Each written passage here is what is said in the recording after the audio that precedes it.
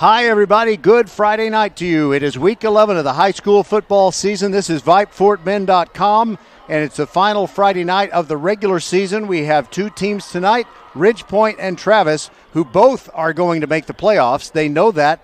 The question is, who's going to be the number one seed coming out of District 26A, and who will avoid the toughest of the early playoff matchups? Make that the first round by district playoff matchups. I'm Roger Smith. We're at Hall Stadium. It's a perfect night for football. Temperature getting cooler, but there's no wind, clear skies, and the Ridgepoint Panthers, undefeated in District 26A play, that is 20-6A play, are coming into this game with a record of 6-0. Travis has a record of 5-1, so one of them will be the top seed going into the playoffs, and it's time for us to bring you the Countdown to Kickoff show. But first, we'll tell you that VypeFortBend.com broadcasts of Fort Bend County High School sports are brought to you by Xfinity, the future of awesome. By First Tire and Automotive. Make sure your vehicles are in shape for the fall. First Tire and Automotive has 4 great locations, including First Colony. All of them open Monday through Saturday. For the best prices on tires, go to firsttireandauto.com. By Nick's Italian Restaurant on FM 1464 in Sugar Land, just a few hundred feet north of Austin High School. At Nick's Italian Restaurant, their family gets bigger every time you stop by. By Archer Volkswagen on the southbound side of Highway 59, just inside the Sam Houston Tollway, open since 1956 and ready to serve you. You'll feel like family at Archer Volkswagen. By the Needville Insurance Agency, Bradley Stavanaugh and his team are your hometown trusted agents. Yeah, Flo's funny, the gecko is cute, and you might even end up going with that particular company, but Bradley Stavanaugh and his team at the Needville Insurance Agency will match you up with the one that gives you the greatest savings on your car and or your home insurance. Call the Needville Insurance Agency at 979-793-7411 or visit needvilleinsurance.com. You got teenage drivers, some of them boys maybe. You've got young teenagers and preteens who are going to be driving someday. You got to get the best deal on your insurance because, well, God knows gasoline costs enough these days. We'll be right back with Trey Sissom of the Travis Tigers on our Countdown to Kickoff show.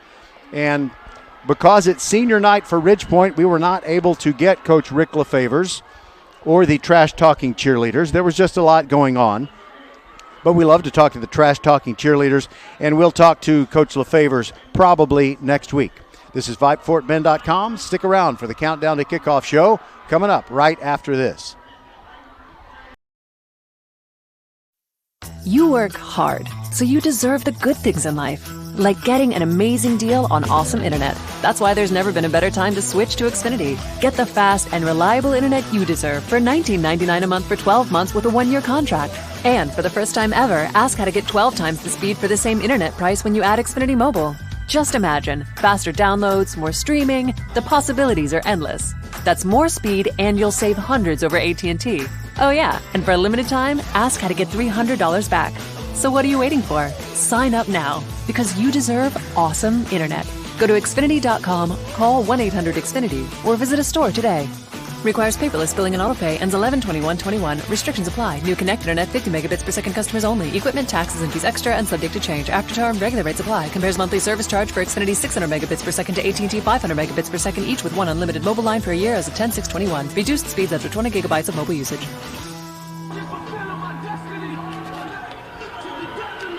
All right, welcome to Week 11 and welcome to the Countdown to Kickoff show. It always seems to be the biggest Friday night game every single year in District 26A. It comes down to Travis versus Ridgepoint. The winner becomes the top seed in the district. I know Trey Sissom, head coach of the Tigers, has a big game plan cooked up. He's not going to share too many details of it, I'm quite sure. But what can you tell us about what we can expect from your team? Well, I think the biggest thing for us is we're finally getting healthy after about 3 or 4 weeks. We're going to have all of our kids back this week, which is obviously a big thing going against a really, really talented team in Ridgepoint. I think obviously offensively it starts with their quarterback. Bert Emanuel's as good a quarterback as you'll find in the Houston area. And, we've got to do some things to get him off his mark a little bit and put some pressure on him and try to stay with a couple of his really talented receivers. And saying that's easier said than done, but then they've got a good tailback too that they can hand it to. So we're going to have our hands full on the defensive side. We've been pretty good defensively against most teams, so we're just trying to stay in front of them for the most part. And offensively, it's going to come down to a couple of guys making plays. I think our quarterback's pretty special. Anthony Njoku's had a great year so far and kind of led us, but it's going to take some of our receivers stepping up and making some big catches, and then obviously offensive line-wise, they're really talented up front, so we're going to have to play really solid in the trenches just to have a chance. You mentioned your own guy behind the center. Anthony has had such a great year, and of course his brother Dominic is a real playmaker, not just in the secondary but also in the kick return game. Do you remember, or maybe they were not even kind of with you at the time, but when Dominic went defense and Anthony went offense? Because you always wonder about twins. You had Micah and Marcus Darnell both playing offense for Clements. How did that evolve? It was kind of funny. When they were down at Bowie, it was one of those things where they both played both ways, really. And then obviously once they came to as freshmen at Travis, Anthony was going to be a quarterback, and that's where we put him. We don't let our quarterbacks most of the time play on the other side of the ball. And then Dom was just, he had a knack for it. He's even played some receiver. He actually caught a touchdown against Foster way back when. So he's got the skills to play on the offensive side. But it's been kind of funny because, like I said, sometimes I still can't tell them apart. I'm just glad that everything we have has a 1 or a 2 on their shirt, so I can figure it out pretty quick when they come by me. But both of them are great kids. They're better kids than they are players, and that's what's exciting. They're both captains for us, and they've had Dom's leading the district with 5 interceptions, and then obviously Anthony is right up there with Bert Emanuel in terms of the top quarterbacks in the district. So it's good for those 2 guys to be on our side. By the way, the Countdown to Kickoff show is brought to you tonight by Battle Vision. Trey Sissom is wearing his very stylish shades. Don't ever take them off, even when it gets dark, okay? And one final thing I wanted to ask you. I know in a rivalry game that it's not just a rivalry game, it always seems to mean everything when these 2 teams get together. Has anything on your campus kind of manifested itself, things that you've seen among the student body when they're not practicing and doing stuff like that? Well, I think it's kind of interesting this week because our volleyball team made the playoffs. They played on Monday, but then since then, it's kind of been the focus on the football game. Even with our sub-varsities, our JV team last night was against Rich Point was for the district title in that one, and our the freshman game was a competitive game early on. But like I say, it's kind of one of those deals where when it's Rich Point and Travis, it just seems that, like you said, the last couple of years it comes down to the district title, whether it's been week 8 a couple of times a few years back to now it's just week 11. But we're excited to have an opportunity. That's our number 1 goal, obviously, going into the season is to have a chance to play for a district title and to get against a great team that Coach LaFavors has in Rich Point and have a chance to win. That's all you can ask for.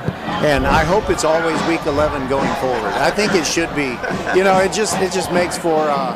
It's just really interesting. You feel the electricity, great anticipation. Something's really on the line, and usually it's the best 2 at the 6A level.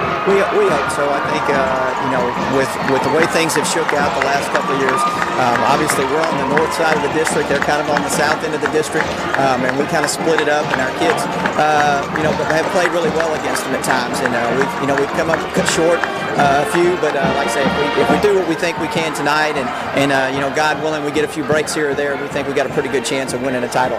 All right, we're about to get this thing going from Hall Stadium. Thanks very much, Trey Sissom, for being with us on the Countdown to Kickoff show. It's Travis and Ridge Point, and our coverage is brought to you tonight by Xfinity, the future of awesome. Nick's Italian Restaurant. Their family gets bigger every time you stop by. First Tire and Automotive with 4 great locations in Fort Bend County. By the Needville Insurance Agency. They have the best rate for you on your home and your car. Call them. Or you can go to their website, needvilleinsurance.com. We're also brought to you by Office Depot and Archer Volkswagen. They've been open since 1956. They're ready to serve you. And you'll feel like family whenever you go to Archer Volkswagen. We'll be right back. First Tire Automotive heard you were thinking of starting your holiday shopping earlier this year, so the season of giving starts now. $15 off oil changes, $100 off 4 tires, and save on just about any service. Head to the website firsttireandauto.com and claim your savings. First Tire Automotive, a proud sponsor of Fort Bend Vype Sports. Make your appointment today at any of the 4 convenient locations in Sugar Land and Cinco Ranch. All 4 stores open on Saturday. firsttireandauto.com. Hi, this is Mariela and Melina coming to you from Nick's Italian Restaurant, where you can come and try one of our house specialties, the Nick's Shrimp, or one of our chicken pistachios. Not in the mood for food, you can also try one of our savory desserts like our homemade tiramisu or cannoli. We're located on FM 1464, just north of Austin High School. Can't dine in? You can call ahead at 346-401-1546 7 days a week from 11 a.m. to 10 p.m. Or you can hit us on one of the major delivery platforms, Uber, Grubhub, or DoorDash. We look forward to seeing you here at Nick's Italian Restaurant, where our family gets bigger every time you stop by.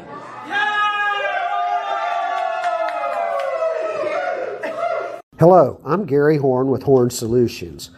We agree with energy analysts that the energy market has stabilized. We anticipate significant merger and acquisition activity. Good resources are scarce. Horn Solutions is positioned to assist you in accounting, finance, IT, and supply chain. Our staff can assist you with outsourcing, or we can supply you with resources to join your staff. Visit hornsolutions.net for details. Gary Horn is a highly successful businessman who has made a huge impact in people's lives, and he loves what he does for a living. That's a big reason why Gary Horn and Horn Solutions support Get a Great Gig. Get a Great Gig is a free job search consultation service that will help you find a job you love, whether it's to make more money or get personal fulfillment in the career of your choice. Email them at getagreatgig@gmail.com or on Twitter at getgreatgigs. Archer Volkswagen showroom is open, and our team's excited to help you. Visit our sales department Monday through Saturday from 9 a.m. to 9 p.m. Or bring your car in for service from 7 a.m. to 7 p.m. Monday through Friday, and Saturdays from 9 a.m. to 2 p.m. We're closed on Sundays to rest and recharge with our families, so we can serve you well through the week. We hope to see you soon. All right, here we are at Hall Stadium as we've just had the Star Spangled Banner. The captains are about to go out into the middle of the field and let us know who gets the football first to begin this game. That will decide who's the top seed in District 26A. I'm Roger Smith, and I'm going solo tonight. And I guess the main reason for that is my buddy Patrick Kinnick. Well, truth be told, he's a Travis dad, and so his son is a senior, Sam Kinnick, the deep snapper and a sometimes tight end, and so he just wants to kind of enjoy this last regular season game of Sam's career, sitting in the stands with his wife Maureen and a bunch of other Travis parents and enjoying it that way. So Patrick, I know, will listen to this later if it turns out, that the Tigers are the better team. Now Ridge Point, because it's senior night, is sending all the players out onto the field, but they stop short of the numbers. The captains for Ridge Point, Bert Emanuel Jr., Mason Hall, Walker Aycock, and Calvin Harvey. Calvin Harvey is not healthy for this game, but we will talk to him at halftime. And so we will be happy to share that visit with you, and we'll also have McKenna Manthe, who is a senior volleyball player for the Ridge Point Panthers. They are moving into the third round of the playoffs. I just found out that it's going to be on Monday. Their next round will be against Tompkins at the Katie Merrill Center, and we will broadcast that one for you. Dylan Kinney is out there as one of the Travis captains. I can't see all of them. I see Anthony Njoku, Dominic Njoku. They're number 1 and 2 on the roster, so that's very easy. I'm missing one other captain. Ridge Point won the toss, but they defer, and so it'll be Travis, the visiting team, wearing the white jerseys and the scarlet pants along with the silver helmets. They will receive at the south end of Hall Stadium to get this ball game underway, and we know we're always going to see, well, almost always going to see offensive fireworks when these two teams get together. 2 years ago, Travis had a perfect 10-0 regular season, and they defeated Ridgepoint over at Mercer Stadium. But ever since they've been in the same competitive district, Ridgepoint has won all of the meetings except for that one. One thing that I want to look for Ridgepoint, they have used a kicker, Austin Bowen, most of the year for the place kicking duties. And yet they have also used Holden Gray. And when they played Bush last Saturday in a game that they had to play on Saturday, it was a rescheduling of a game normally scheduled for Thursday, and they beat Bush pretty handily. I'm trying to remember the score right now. 49-21, I think it was. Despite the 28-point win, Coach Rick LaFavors of Ridgepoint realized that there were a lot of things to clean up in that game. They did fumble the ball away a couple of times, but one thing that is very remarkable about their great quarterback, Bert Emanuel Jr., he has gone 9 games and he has not thrown an interception. Ridgepoint kicking off, wearing the all-purple uniforms, pants and jerseys, the white helmets. They've got numbers on one side and a logo on the other, and it is Austin Bowen who is doing the kickoff. And we are ready to go from Hall Stadium. The ball is in the air and we are underway. It's a short kick taken by Carmelo Ratliff at the 24-yard line. He moves up across the 35-40, still going. Almost into Ridgepoint territory, 1 yard shy of that point. And the Travis Tigers get a good kickoff return from the freshman. And we want to remind you, Xfinity is the future of awesome. And we know that Carmelo Ratliff, the freshman for Travis, has an awesome future. Getting high fives on the Ridgepoint bench is Austin Bowen. The kicker made the tackle, and if he hadn't, Ratliff might have set sail. So here we go with Travis. 11:53 to go in this first quarter after just to return the opening kickoff. They have it at their own 49. Anthony Njoku, the quarterback, wears number 2 on his jersey. Singletary, his running back, in motion. Here comes a late blitz. Ryan Ramey missed him. Njoku still on his feet, escapes. He's going to try to get back to the line of scrimmage, and he does get sacked by James Wally at his own 45 for a loss of 4, but it was really remarkable how he was able to escape Ryan Ramey, who came late on a corner blitz from his blind side. He kind of ducked, and Ryan flew over him, and another Ridgepoint player actually grabbed one of his feet, but Njoku got out of it, and he scrambled, and he ended up losing, let's make it 5 yards. They put him at the 44-yard line.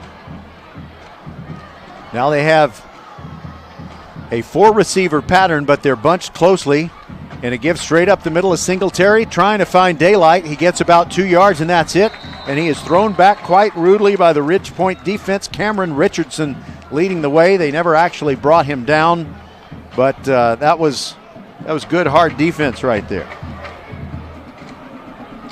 Ridgepoint's only loss in the 2021 season was in pre-district. They lost to C.E. King right here at Hall Stadium, 28-26.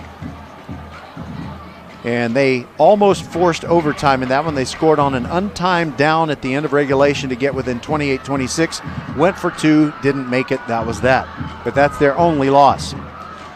3rd down and 13 for Travis. Njoku drops back. Here comes the rush. He's flushed to the right. There's a flag near the far sideline. He throws near the far sideline, and the catch is made, but was it made with feet in bounds? Evidently not. And let me spot that receiver for you. That is Robert Sims.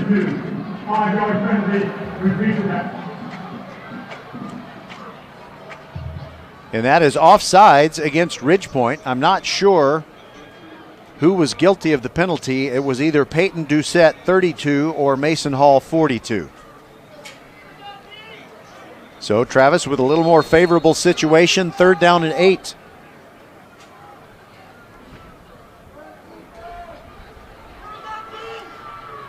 Njoku taking a long look at the defense. Still plenty of time on the play clock. 20 seconds showing there. Bunch formation. There goes Ratliff in motion, and Ridgepoint jumped again. Free play for Njoku. Throws it down the far sideline. Hangs it up there, and the pass is incomplete. He intended to get it to Van Wyck. Gabriel Van Wyck was well covered by Ridgepoint, but wait a minute. A flag comes in at the end. We're going to have 2 flags on this this play. Ryan Ramey was covering Van Wyck, and I think he's going to be called for interference. And there was another flag that came out right after the ball was snapped, or even right as the ball was snapped. Either way, I think that Travis is going to have new life here. Be with us tomorrow night, 5:45 p.m. with a countdown to kickoff show. James Kovaleski and I. Okay, it was offsides defense, and that is declined. Defensive pass interference. From the previous snap. Okay, I don't know if our referee needs a cough drop or if his mic cut out a little bit, but it is against Ridge Point, and when they walk the penalty yardage off for pass interference, it'll be first down for the Travis Tigers, who have only run 2 plays that have counted thus far. And I think I was about to say, be with us tomorrow night, 5:45 p.m., countdown to kickoff show prior to our game between Clements and Bush. Clements has reached the playoffs, but they've got to win to make sure they don't have to play the Katy Tigers in round 1 of Class 6A Division II, fighting for supremacy in Region 3. 3 receivers on the left side of the formation for Travis. 1 over to the right. Fake to Singletary and a quick little comeback route and a short gain down to the Ridge Point 26. They got the ball in the hands of Carmelo Ratliff, the freshman. Brings up second down. Ridge Point has a very talented physical defense. They're big up front. They have a lot of speed, especially among the linebackers and safeties. Rolling out to his right is Njoku. Throws the ball out there to Ratliff. He gets the first down. He's knocked back, but he gets down to the 23, and that'll move the sticks. It's a first down. Think of First Tire and Automotive for all your car care needs. Check them out at firsttireandauto.com. So far, Travis with the football. They've driven it all the way. Well, they didn't have to drive it that far because the kickoff return by Ratliff took him to the 49, and he's touched the ball a couple of times now. 1st and 10 from the 23, empty backfield, and Njoku gets rid of it over the middle. Incomplete, too high for Van Wyck, and Ryan Ramey was there on the coverage. Hope you had a good week, whatever you were doing.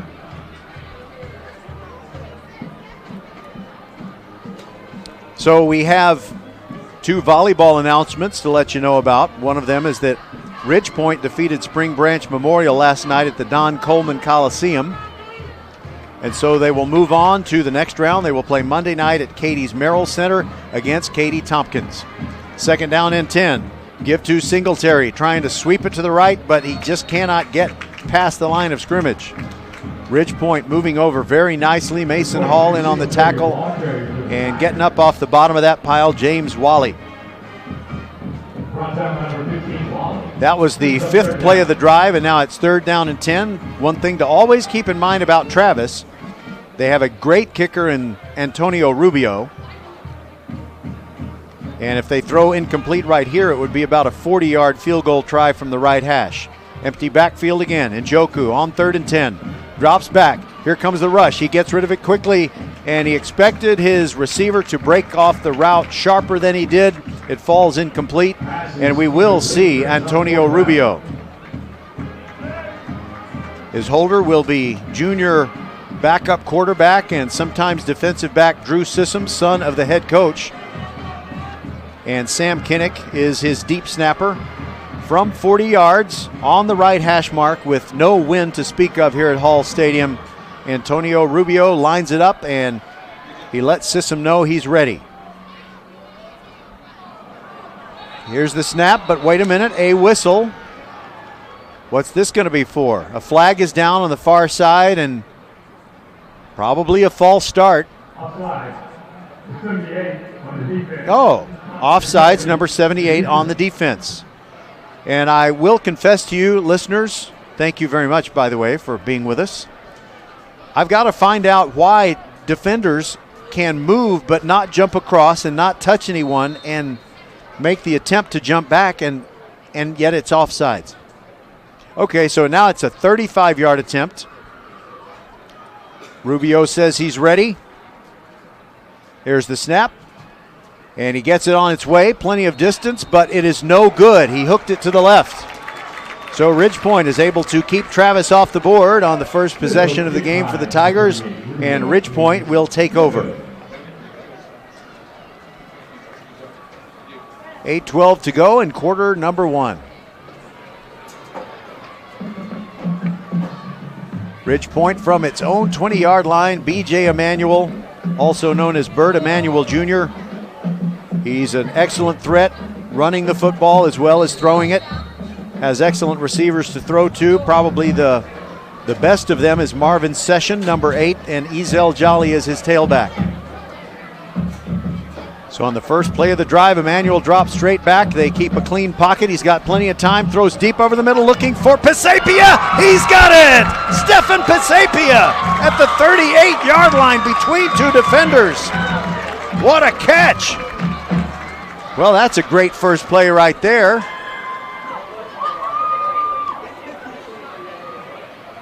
42 yards on the catch, and now Ridgepoint moving from left to right in this first quarter. Has the ball on the left hash mark. Emanuel had plenty of time to let his receiver get open way downfield, and he showed off what a great arm he has. Ezel Jolly carrying straight up the middle. Hammers it ahead to the 31-yard line for a pickup of 6.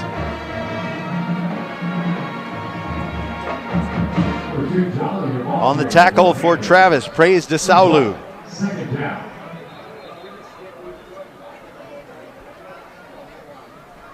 Second down, and, well, I guess they're marking the football back farther back than I thought.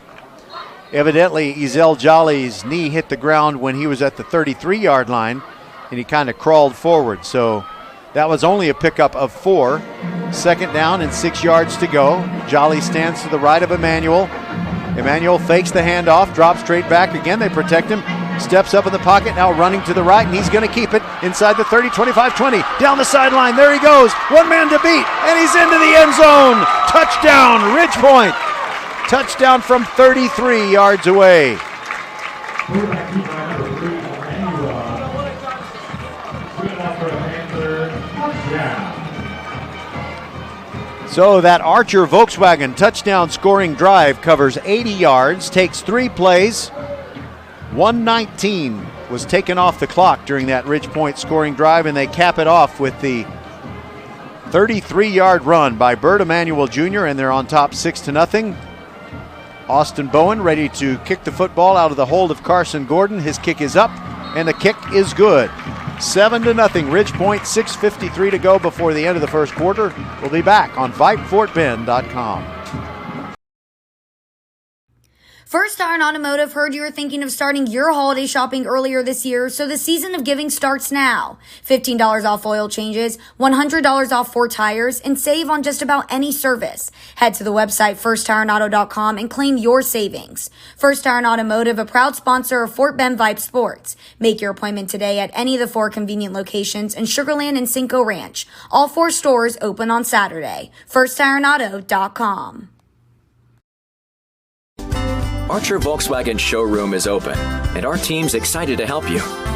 Visit our sales department Monday through Saturday from 9 a.m. to 9 p.m.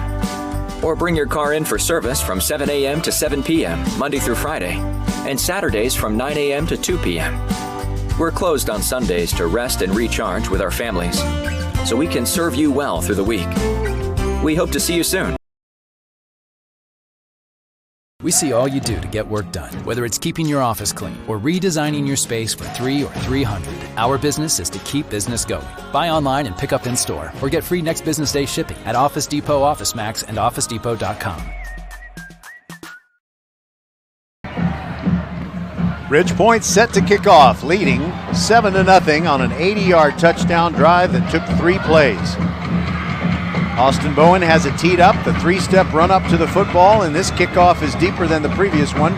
From the 11-yard line, it's Dominic Njoku straight up between the hash marks, and he finds some daylight getting to the 30-yard line. Zarek Earls on the special teams tackle, along with J.J. Davis. Number 1, Njoku with the return for the Tigers.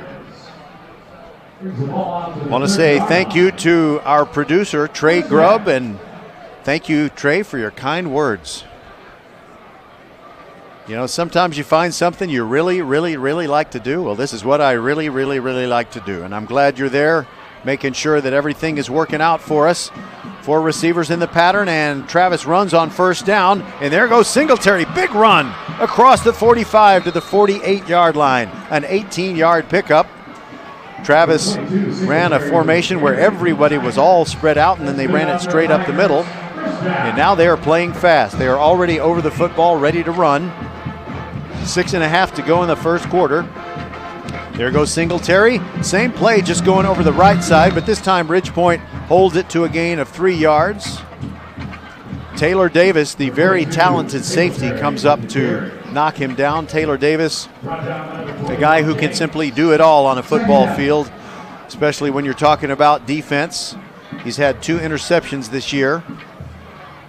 2 of them for pick sixes, 1 of them from 109 yards. Quick release pass to the near sideline. Gabriel Van Wyck makes the catch on the hard throw from Anthony Njoku. So let's see where they spot it. It's going to be very close to a first down.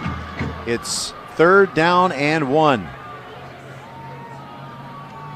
Probably 2 down territory for Travis. And now there are whistles. I wonder what this is all about. And the referee he made a signal that said first down, and well, you know, when they originally set the down box, you know, that's the stick that has the number at the top that tells you what down it is, for those of you in Rio Linda. Well, it looked like it was at least a couple of feet short, but the referee looked over and said, you know what, I think they made it. So now we have an empty backfield, 3 receivers to the right, 2 to the left, and Njoku calls for the snap, drops back. Here comes the blitz, spins out of it. Man, can he escape? And he just fires it toward the sideline, and that is a remarkable play by Anthony Njoku to avoid a loss of would have been at least 12 yards. So Ridgepoint has been very effective with those blitzes where they don't take off right away. They kind of wait a little heartbeat after the snap, and then they send those guys in off the edge. And sometimes quarterbacks can't deal with it, but you know, I've seen Anthony Njoku, the way he can move around and keep a play alive, and he looks even quicker tonight than I've ever seen him. Now he's rolling to the right on 2nd and 10 and throws it over Ratliff's head, incomplete in the flat.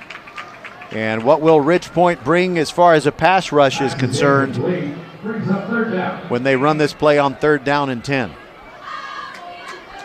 So I think I was going to make 2 volleyball announcements, and one was that the Ridgepoint girls beat Memorial last night. And Fulshear over at Hobson Fieldhouse, just to our right, adjacent to Hall Stadium, they played a 5 p.m. match against Santa Fe, and they won that one. So the Fulshear girls are moving on to the 3rd round of the playoffs, and they have to go to Friendswood and take on the Mustangs. On 3rd and 10, Njoku, quarterback draw. Good play inside the 35-yard line, gets near the 31. He has a first down for Travis. That's a first down. Think of First Tire and Automotive for all your car care needs. Check them out at firsttireandauto.com. Third down for the Tigers. First down. Van Wyck is the single receiver over here on the left side. You got Ratliff and Sims over on the far side along with John Okagwaye. First down and 10 for Travis. Fake to Singletary, keeping around the right side is Njoku. Stumbles a little bit near the 30, but he gets to the 29 and picks up 3. Taylor Davis in on yet another tackle, and he also had some help from Peyton Doucette, and Doucette leaves the field.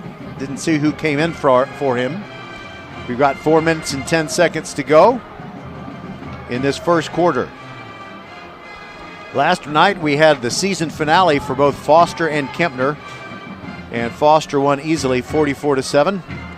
On 2nd down, Njoku looked like he wanted to pass, but then he pulled it down quickly, still going inside the 20-yard line. What a remarkable run. So I don't know if it's the Anthony Njoku show starring Carmelo Ratliff, or if it's the Carmelo Ratliff show starring Anthony Njoku. But either way, as we get down near 3.5 minutes to go in the first quarter, the Travis Tigers, who got deep into Ridgepoint territory on their first possession, are doing the same this time, hoping to finish it off. They have a 1st and 10 now at the 15-yard line. That is where they marked Njoku down. Njoku ready, 2 receivers to either side, and now he got Ridgepoint to jump. It's a free play, throws a fade route, left side corner, up there, and Robert Sims makes the catch for the touchdown. The penalty flag won't matter, and the Tigers get within 7-6. A beautiful rainbow of a 15-yard pass by Njoku. And you know, if Travis is waiting until the 10th game to play their very best football, well, then what I'm seeing is real, because I just have not seen them execute so well on offense. Here is Rubio, who was out there earlier, missed a field goal.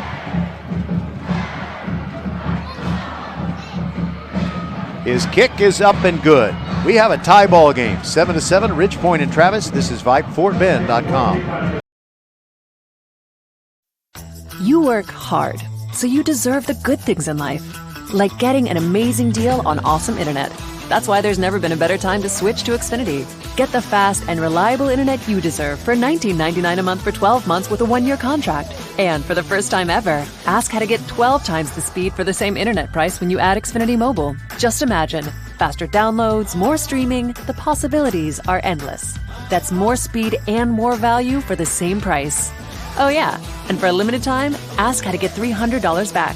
So what are you waiting for? Sign up now, because you deserve awesome internet. Go to Xfinity.com, call 1-800-XFINITY, or visit a store today. Requires paperless billing and autopay. Ends 11/21/21. Restrictions apply. New Connect Internet 50 megabits per second customers only. Equipment, taxes, and fees extra, and subject to change. After term, regular rates apply. So the Travis fans have to be happy over there on the visitors' side at Hall Stadium.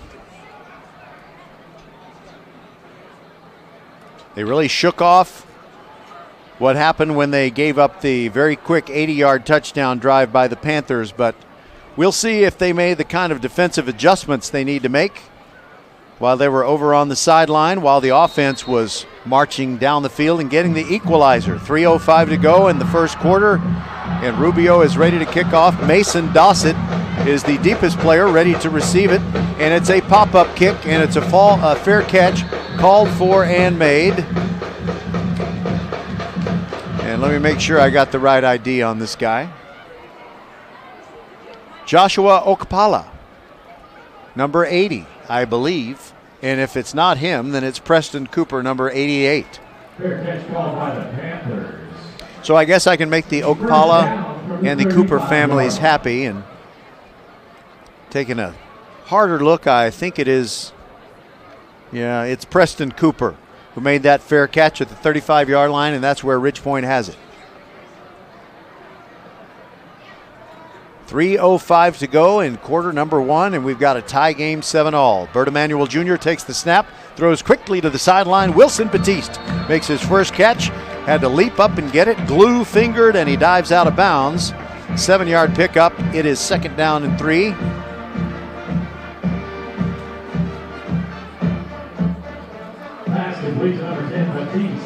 Travis has a good bunch of ball players. I will say that they don't have that singular, off-the-chart athletic talent like they've had in the past with, for example, Cameron Oliver last year, played both basketball and football, and also Parker Washington, who's now at Penn State. Emmanuel fumbles the snap, moves over to his right, finds his safety valve, that is Marvin Session, and throws a completion at the 47-yard line for a first down. That is a first down. Think of First Tire and Automotive for all your car care needs.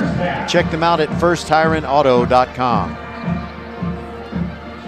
It just seems like there's nothing that really bothers Bert Emanuel Jr.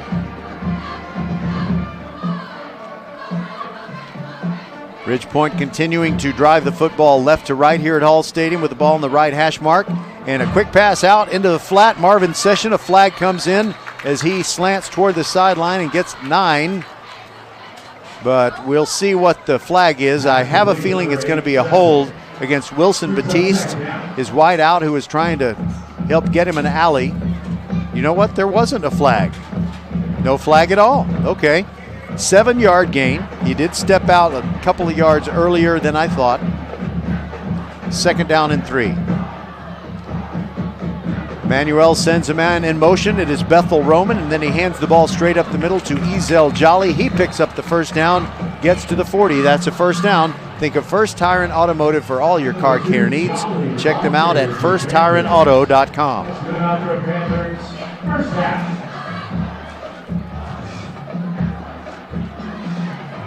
So if you get a chance, if you did not listen to the podcast of that Saturday game between Ridgepoint and Bush, we had the feature of trash-talking cheerleaders from Ridgepoint, and we're going to bring that back, I think, in the first playoff game. Session in motion on 1st and 10 from the Travis 40. Emmanuel, with still 12 seconds on the play clock, moves his fullback, Phillips, over to the left.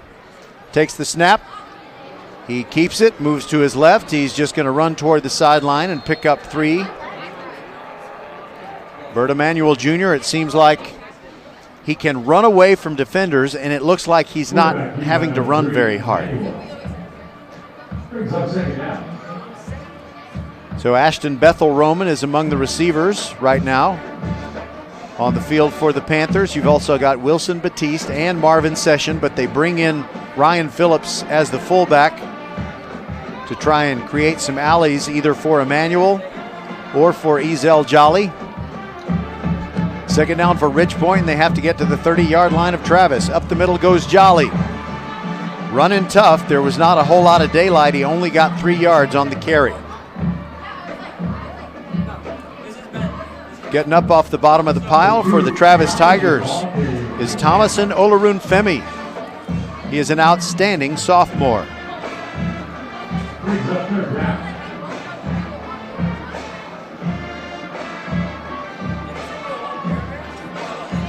Third down and 5 for the Panthers. Emmanuel trying to get the Travis defensive line to jump, but they are holding their positions just like they're supposed to. The play clock is down to 5. Ridgepoint needs to snap it in a hurry or call a timeout. They do get it snapped. Emmanuel looks to the left sideline, now rushes to the right, looking down the field for Bro. Can't release the football, and he runs out of bounds at the 35-yard line. He gained about a half a yard, and that's all. So what will we do? What will we do? So if they try a field goal from where they are, it would be a 51-yarder. I presume that Ridgepoint's just going to keep the offense on the field and go for it.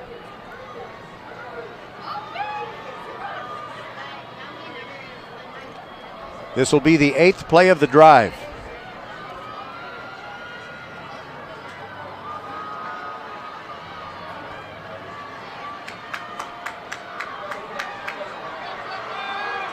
Travis with a 3-man front. They look like they might blitz from the left side. Here comes Emmanuel throwing the ball out into the flat. He's got Ashton Bethel Roman for a first down at the 25-yard line. A quick down and out pattern, and he threw a laser in front of the defender, Lake Washington, for the Travis Tigers. And we're in the final minute of the first quarter, and the Ridgepoint drive continues as they convert a 4th down. They have it now at the 24. Manuel gets the play from the sideline, relays it to his teammates, pistol formation, gives it off to Jolly, slanting off to the right side, stiff arms a man inside the 20, 15, 10, 5, touchdown! Ezel Jolly kicked it into high gear quickly, and it's a 24-yard touchdown run for the Ridgepoint Panthers.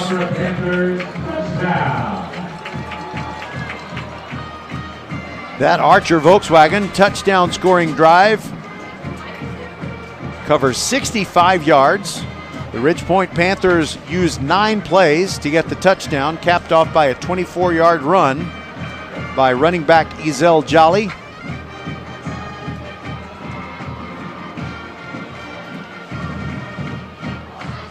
And it was 2 minutes and 46 seconds off the clock. A little bit of a high snap, but Carson Gordon puts it down for Austin Bowen, who drills the extra point. And with 19.5 seconds to go in quarter number 1, it is now Ridge Point 14 and Travis 7. We'll be right back.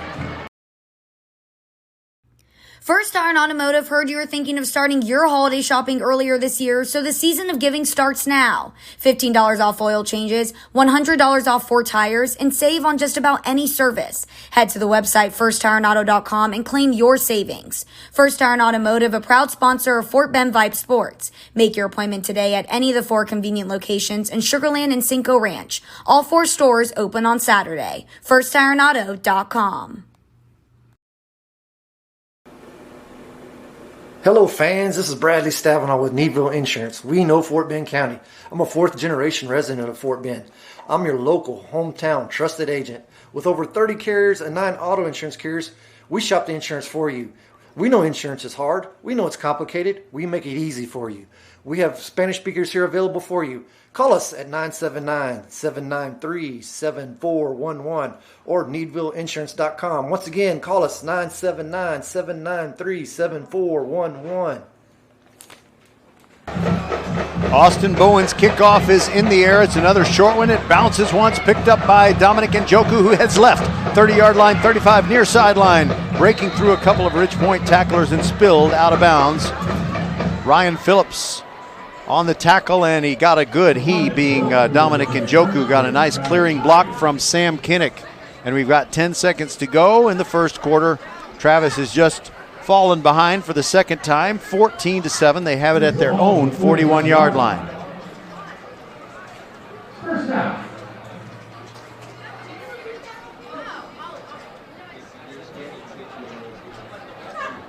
So Anthony Njoku, who is playing the best football of his senior season thus far in this game for Travis, takes the snap, hands it off to Singletary, running hard up the middle. Wally hits him first, but that's a good push at the point of attack, a 6-yard gain. It'll be 2nd down and 4. In fact, give him 7. It'll be 2nd and 3. And that's the end of the quarter. We'll take a break and be back on VypeFortBend.com. Hi, this is Mariela and Melina coming to you from Nick's Italian Restaurant, where you can come and try one of our house specialties, the Nick's Shrimp, or one of our chicken pistachios. Not in the mood for food, you can also try one of our savory desserts like our homemade tiramisu or cannoli. We're located on FM 1464, just north of Austin High School. Can't dine in? You can call ahead at 346-401-1546 7 days a week from 11 a.m. to 10 p.m. Or you can hit us on one of the major delivery platforms, Uber, Grubhub, or DoorDash. We look forward to seeing you here at Nick's Italian Restaurant, where our family gets bigger every time you stop by.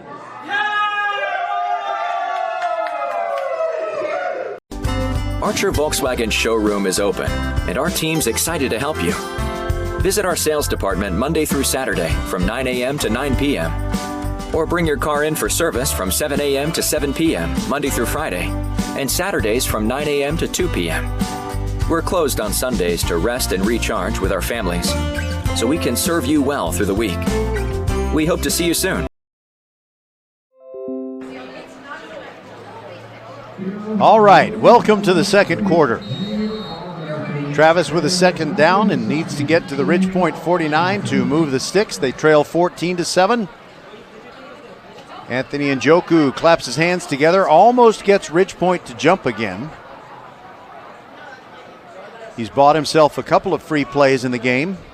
Play clock down to 5. Now they get it snapped. Singletary running off the left side. Stiff arms a man outside the numbers and dives right at the stick.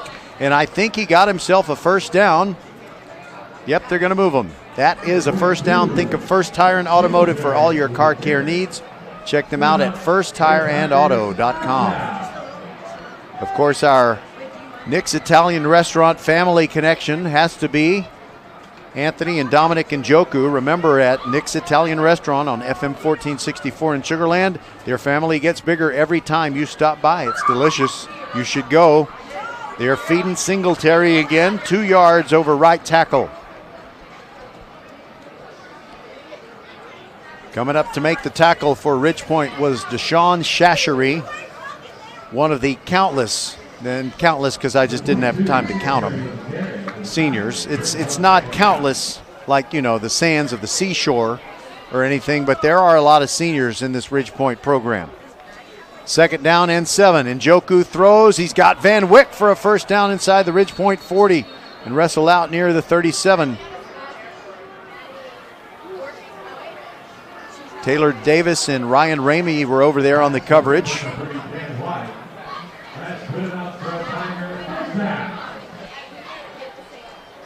Travis picking up the pace here.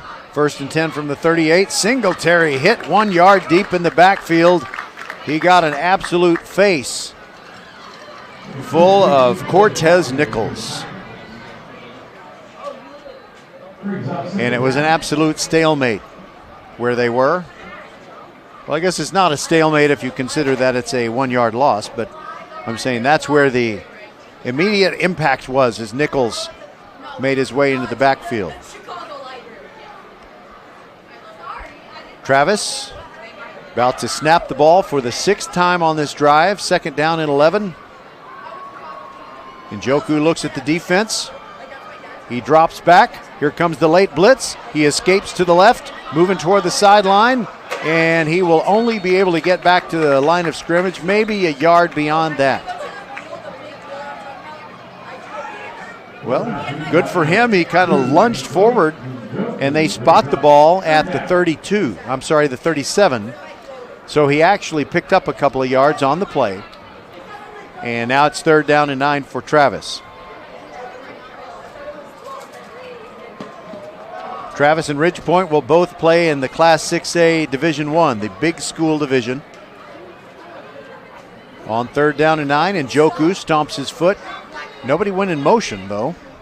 Now he drops back, patting the football, throwing far sideline, and the ball comes up short of Gabriel Van Wyck, his intended receiver. Now we've got a 4th and 9. Is it Rubio time from 54 yards? I don't think so. 9:20 to go in the 2nd quarter, and don't forget to be with us at halftime.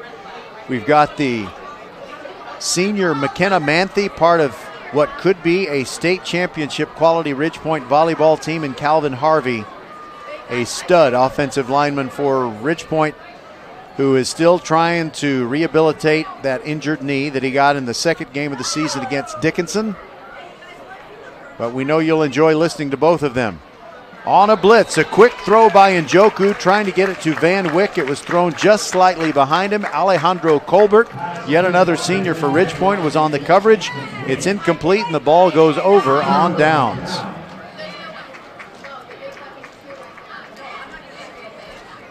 So Ridge Point will take over at its own 37. 9:15 to go before halftime. Our game tomorrow night starts with the countdown to kickoff show at 5:45. Clements and Bush, it's been a dream season for Clements. There are only 2 losses to these 2 teams, Ridge Point and Travis. And they are headed for the playoffs, but they've got to win over Bush tomorrow night to avoid playing Katy in round 1. There goes Ezel Jolly on the first play, and it's 3 yards. That's it. Parker Reed on the tackle for the Tigers, and it's 2nd and 7. I haven't asked anybody if I can. I always have to get permission and so forth, but I know what I'm doing on Monday night. It's volleyball from the Katy Merrill Center as the Ridge Point girls will take on Tompkins. If you follow volleyball in District 19 6A and District 20 6A, you had to know they were on a collision course. Charlo in motion for the Panthers. Jolly running off the right side, makes a nice move and heads up the field and gets very close to what he needs for a first down. I think he's about a yard short. He needed 7, he got 6, and it's going to be 3rd and 1 for the Panthers.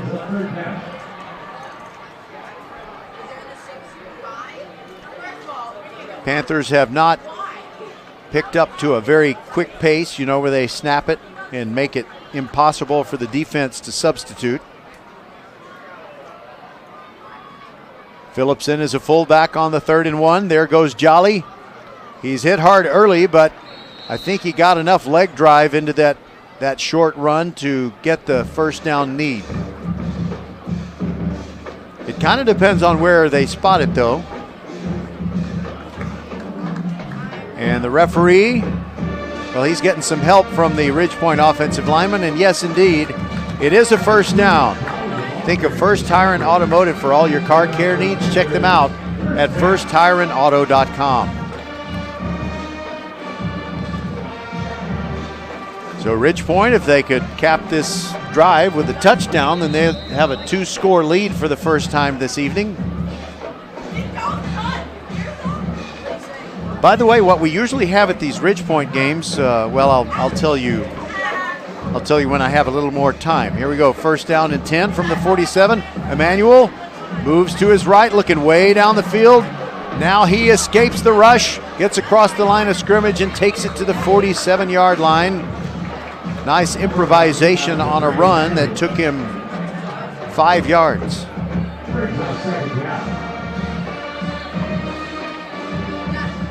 Okay, so when we do these Ridge Point games, you know, there is an obligatory announcement the PA guy has to read every single game, and it's about loitering on the upper concourse. He makes the announcement at every game, but the only school that has kids of teen and preteen age loitering on the concourse is Ridge Point. Emmanuel fakes the handoff, keeps it to the right, runs out of bounds, runs across the track, hurdles the bench, and he's just 1 yard shy of the first down. So they'll have another 3rd and 1. I'll bet Ryan Phillips comes off the bench.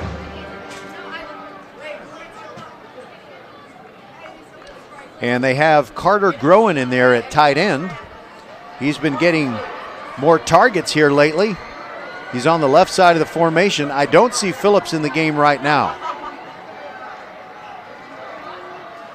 Straight up the middle. No, actually, it's another Emmanuel keeper. He faked the handoff to Jolly and found 2 yards on the right side. Good coverage by Dominic Njoku of the Travis Tigers, but 1 yard was all Ridge Point needed.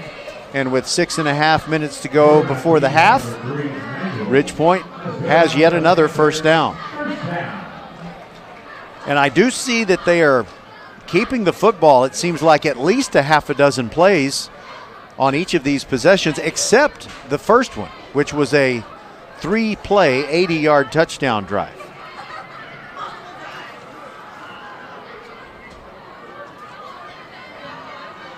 See if Travis brings the heat in case Emmanuel drops back to pass, which he does. Steps up, now he's hit and dropped. He is sacked. And it's Praise DeSaulu who makes the tackle. And let's praise him like we should. He's a senior. And that makes it 2nd down and 11 for the Panthers. So Emmanuel just seems to have those special instincts to know when to take off if the pocket is collapsing or the pressure is coming, even if it's pressure that he can't actually see. But that was one of the rare plays where the pressure came and he didn't just, get out of the pocket before the pressure got to him. 2nd down and 11. He throws to the left. Marvin Session looking for a convoy. Sideline inside the 35, and he stepped out earlier than he wanted to. He stepped out at the 37. So it's going to be 3rd down. Ridge Point has kept the football 8 plays on this drive. And they'll have a 3rd down and 6. They move right to left here in the second quarter. The ball is on the left hash mark. And if Ridge Point can win, they would play Seven Lakes next week, probably here at Hall Stadium. I heard somebody say that it would be on Thursday if it's Ridge Point at home on Thursday. Emmanuel on 3rd and 6. Steps up in the pocket, moves to his right, throws late, and it's incomplete. He threw it short of his intended receiver. I think it was Kieran Charlo, who was open there for a second near the 5, and his defender comes limping back from that play. I think it's Aaron Mendiola. And Ridge Point on 4th and 6th, I think, is just going to go for it. It would be the 10th play of the drive. They've already converted a 4th down, and that play was a touchdown. Actually, they've converted 2 4th downs, and one of them was a touchdown. 4th down and 6 with 5:15 to go. Emmanuel climbs up in the pocket. Now he's flushed. Now he's pressured. Now he's hit. Now he's down. Parker Reed gets the tackle on 4th down. Not only does the Tiger offense get the football, they also get it in excellent field position at their own 45.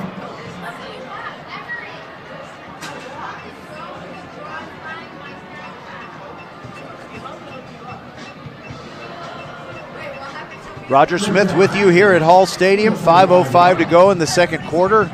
On our halftime show, we'll have McKenna Manthe of the Ridgepoint volleyball team, which is moving into the 3rd round and faces Tompkins on Monday night. And then we'll talk with Calvin Harvey, who's been a great football player in high school. Hopefully his career is not over, but it probably is, no matter how deep they go in the playoffs. And then he'll go to Oklahoma State. He'll talk about that. Singletary up the middle, big hole for the chief running back of these Travis Tigers, and he gets 11 yards. Taylor Davis, I'm not trying to make a star out of Taylor Davis, but he's making tackles all over the place. And there is a Travis Tiger who is down. It is Blake Brown, one of their offensive linemen. While they tend to him, we'll take a break and be back on VypeFortBend.com. Hello, I'm Gary Horn with Horn Solutions. We agree with energy analysts that the energy market has stabilized. We anticipate significant merger and acquisition activity. Good resources are scarce. Horn Solutions is positioned to assist you in accounting, finance, IT, and supply chain. Our staff can assist you with outsourcing, or we can supply you with resources to join your staff. Visit hornsolutions.net for details. Gary Horn is a highly successful businessman who has made a huge impact in people's lives, and he loves what he does for a living. That's a big reason why Gary Horn and Horn Solutions support Get a Great Gig. Get a Great Gig is a free job search consultation service that will help you find a job you love, whether it's to make more money or get personal fulfillment in the career of your choice. Email them at getagreatgig@gmail.com or on Twitter at getgreatgigs. Hello fans, this is Bradley Stabenow with Needville Insurance. We know Fort Bend County. I'm a 4th generation resident of Fort Bend. I'm your local, hometown, trusted agent. With over 30 carriers and 9 auto insurance carriers, we shop the insurance for you. We know insurance is hard. We know it's complicated. We make it easy for you. We have Spanish speakers here available for you. Call us at 979-793-7411 or needvilleinsurance.com. Once again, call us 979-793-7411. Blake Brown went off the field on his own. I think he's going to be all right. 4:58 to go in the first half. And Travis with a 1st and 10 at the Travis with a 1st and 10 at the Ridgepoint 44. Njoku takes the snap, and he runs left. He hesitated a moment and ends up getting a pretty positive play out of it. 7 yards over the left side.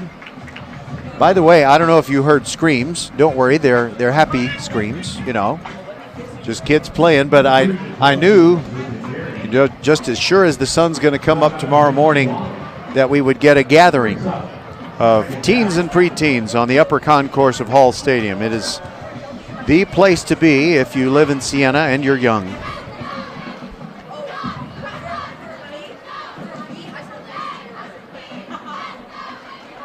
So here goes Travis. 3rd play of the drive coming up. Just a 2nd down and 3. They trail 14-7. Njoku hands it off to Singletary. Pops through the wave of defense and gets to the 22-yard line. Tripped up, and it might have been a touchdown if not for Terrence Howard. Another 1st down for the Tigers. So they get that sack on 4th down by the defense of the Tigers, and I think it fired up the Tiger offense. They have it at the 23 with a 1st and 10. And that time we've got pre-snap movement, and it'll be a Travis penalty. Dylan Kenny, my good friend of so many years. I've known him since he was, a 1.5 feet shorter than me, and now seems like a foot taller than me. I know he's not that tall, but you will see Dylan Kenny on the mound whenever Travis has the lead in a baseball game in the spring. If it's close and late, especially if Travis is ahead, he is their closer. And he's also a pretty dang good left tackle and one of several seniors it'll be hard to say goodbye to for the Travis staff. So after that penalty, it is now first down and 15 to go. And Njoku hands it off to Singletary, trying to get outside, and James Wally throws him down. Well, he started to throw him down, but before he hit the ground, Mason Hall was there to get him. The ball squirted out, but the play had been called dead. So Ridgepoint gets the big play on defense, and Travis is moving backwards now. So the penalty plus that play, which ended up being counted as a 3-yard loss, takes it to the 31. Second down, and we'll call it 18 because it is 18. Njoku takes the snap, fakes the handoff, drops back, throws over the middle. Post pattern, leaping attempt by Sims, but it falls incomplete. Alejandro Colbert right there with him. It was kind of a jump ball. We've got 2:33 left in the half.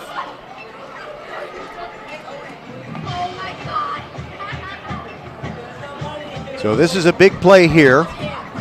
I do think that if Travis happens to throw incomplete, there's a good chance they would bring on Rubio to try to get some points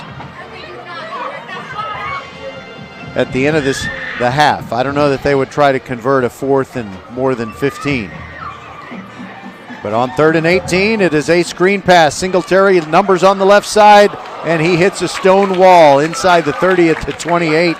He's going to get up slowly, and it is Mason Hall, the brick wall. Stone wall, brick wall, either way, it hurts when he hits you, and Singletary, I think, is still down. Hopefully he'll be up. We'll take a quick break and be back. 14-7, 2:20 to go before the half, and Travis will face a 4th and 15 when we return.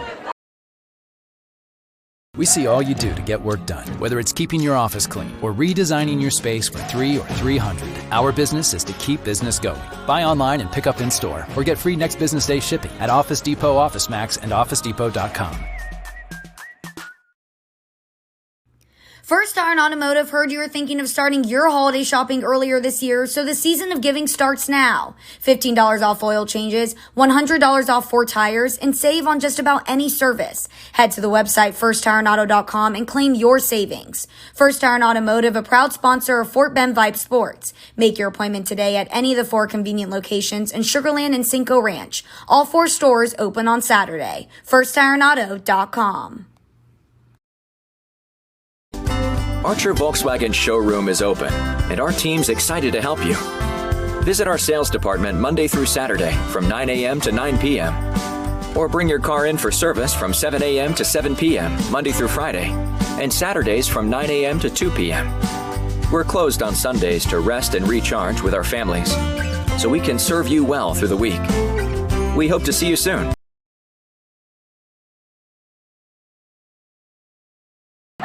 Okay, we're back, and it is going to be Antonio Rubio, a 45-yard field goal attempt from the left hash. No wind. Drew Sissom to hold. This to cut the lead to 4. He gets his foot into it, plenty of distance, and it is good. Antonio Rubio, what a weapon he is with 2 minutes to go in the first half, cuts the lead to 14-10. We'll be right back on VypeFortBend.com. You work hard, so you deserve the good things in life, like getting an amazing deal on awesome internet. That's why there's never been a better time to switch to Xfinity. Get the fast and reliable internet you deserve for $19.99 a month for 12 months with a 1-year contract. And for the first time ever, ask how to get 12 times the speed for the same internet price when you add Xfinity Mobile. Just imagine.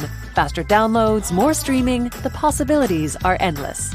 That's more speed and more value for the same price. Oh yeah, and for a limited time, ask how to get $300 back. So what are you waiting for? Sign up now, because you deserve awesome internet. Go to Xfinity.com, call 1-800-XFINITY, or visit a store today.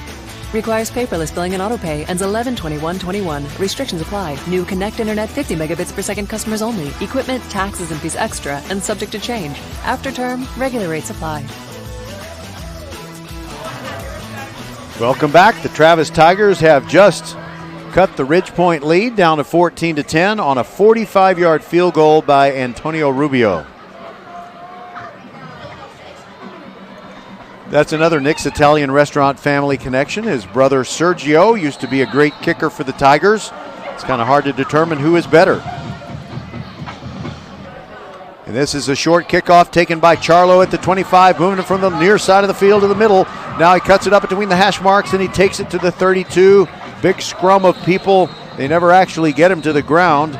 Temi Osinaiki making the tackle for the Tigers, and it'll be 1st and 10 Ridgepoint at the 32. So, Nick's Italian Restaurant. Hey, Travis fans, if you have not gone there, you need to go. If you haven't gone there in a while, you need to go. And number one, enjoy great Italian food. They have everything you'd want in an Italian restaurant except pizza. That's one thing they don't have. But it is Nick's Italian Restaurant on FM 1464 in Sugar Land, just a few hundred feet north of Austin High School. And at Nick's Italian Restaurant, their family gets bigger every time you stop by. Whether you're the Rubios or the Njokus. There's a quick pass into the flat on the right side. Stefan Pisapia makes the catch, his second catch. Thomas and Olarun Femi making the tackle for the Tigers. And we're under 2 minutes to go. Emmanuel takes the snap, looks sideline, throws, and bending down to make a catch right about ankle high. And taking the ball forward for a few more yards is Marvin Session. That moves the sticks. The ball moves from the 34 to the 46, a 12-yard pickup for the Panthers. Emmanuel rolls to the left, looking way down the field. Here comes the rush, throws late, and got a man. Charlo at the 40, and the Panthers have moved the ball into Tigers territory, and they would love to build this lead up to a 2-score margin before we have our halftime festivities. Speaking of festivities, there have been a lot already on senior night, but right now we have a timeout. 1:32 to go, and we'll take it with them. It's VypeFortBend.com.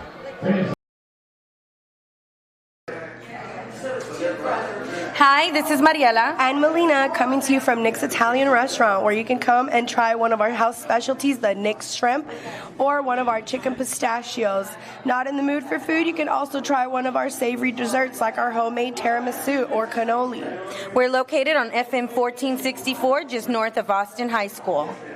Can't dine in? You can call ahead at 346-401-1546 7 days a week from 11 a.m. to 10 p.m. Or you can hit us on one of the major delivery platforms, Uber, Grubhub, or DoorDash. We look forward to seeing you here at Nick's Italian Restaurant, where our family gets bigger every time you stop by.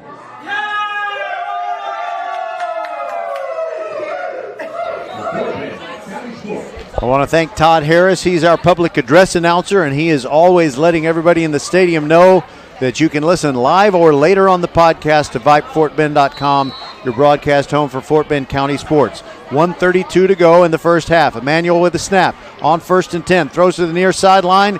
Got a quick completion and a quick catch. I guess that's redundant, isn't it? Sorry about that. Wilson Batiste gathers it in, and that's a pickup of 7. 2nd down and 3, and they spot the football at the Travis 33.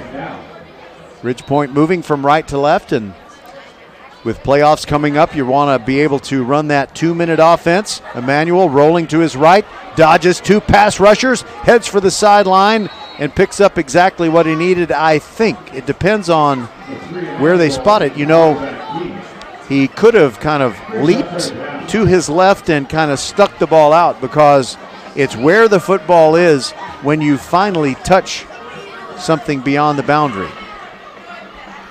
But, you know, you got to try to avoid contact too.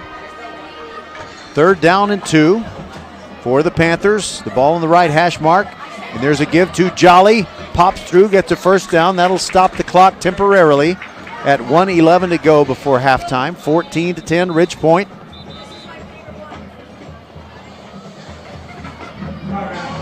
And we've got another timeout, but unfortunately it's because there's a Ridgepoint lineman who's down. Hopefully he'll be okay. We'll step aside and be right back. Hello fans, this is Bradley Stavanaugh with Needville Insurance. We know Fort Bend County. I'm a 4th generation resident of Fort Bend. I'm your local, hometown, trusted agent. With over 30 carriers and 9 auto insurance carriers, we shop the insurance for you. We know insurance is hard. We know it's complicated. We make it easy for you. We have Spanish speakers here available for you. Call us at 979-793-7411 or needvilleinsurance.com. Once again, call us 979-793-7411. You work hard, so you deserve the good things in life, like getting an amazing deal on awesome internet. That's why there's never been a better time to switch to Xfinity. Get the fast and reliable internet you deserve for $19.99 a month for 12 months with a 1-year contract. And for the first time ever, ask how to get 12 times the speed for the same internet price when you add Xfinity Mobile. Just imagine, faster downloads, more streaming, the possibilities are endless. That's more speed and you'll save hundreds over AT&T. Oh yeah, and for a limited time, ask how to get $300 back. So what are you waiting for? Sign up now, because you deserve awesome internet. Go to Xfinity.com, call 1-800-XFINITY, or visit a store today. Requires paperless billing and autopay. Ends 11/21/21. Restrictions apply. New connect internet 50 megabits per second customers only. Equipment, taxes, and fees extra and subject to change. After term, regular rates apply. Compares monthly service charge for Xfinity 600 megabits per second to AT&T 500 megabits per second, each with 1 unlimited mobile line per year as of 10/6/21. Reduced speeds after 20 gigabytes of mobile usage. Well, folks, Ronald Morrison is the injured Panther, and they're just now getting him off the field. He's favoring his left knee or ankle, and hopefully he's going to be all right. Meanwhile, for the Panthers, it's 1st down and 10. They gave Emmanuel the first down yardage on that run, so he got to the 27. Actually, they ran a play with Jolly right after they converted. Okay, now he throws it down and out, and he finds Pisapia for his 3rd catch of the half. Goes out of bounds at the 21 to stop the clock. Ridgepoint has 3 timeouts. I think before that break I had said they called timeout. It wasn't a called timeout. It was because of the injury. 6-yard pickup on that pass to Pisapia on the far sideline. 51 seconds to go. Charlo in motion for Ridgepoint. Emmanuel drops back, looks at Charlo, starts to throw left. Now he's scrambling, throws late, got a completion inside the 10, and it's a touchdown! I think it's Pisapia. Yes, it is. Stephen Pisapia. You know, he started this offensive night for Ridgepoint with a catch on their first play that covered 42 yards. And now he has put them ahead by 2 scores. It is 20-10, and Austin Bowen is on to add the extra point kick. And Ronald Morrison still can't go because they brought him off the field with an injury, and William Boer-Jones comes in, and he fills a spot on the place kicking unit for Ridgepoint. Good spot and hold. A nice attempt at a block by Travis, but the kick is up and good. It was not that far from being a Parker Reed block of the extra point attempt. 39 seconds to go. We'll be back. 21-10, Ridgepoint. First Iron Automotive heard you were thinking of starting your holiday shopping earlier this year, so the season of giving starts now. $15 off oil changes, $100 off 4 tires, and save on just about any service. Head to the website firstironauto.com and claim your savings. First Iron Automotive, a proud sponsor of Fort Bend Vype Sports. Make your appointment today at any of the 4 convenient locations in Sugar Land and Cinco Ranch. All 4 stores open on Saturday. firstironauto.com.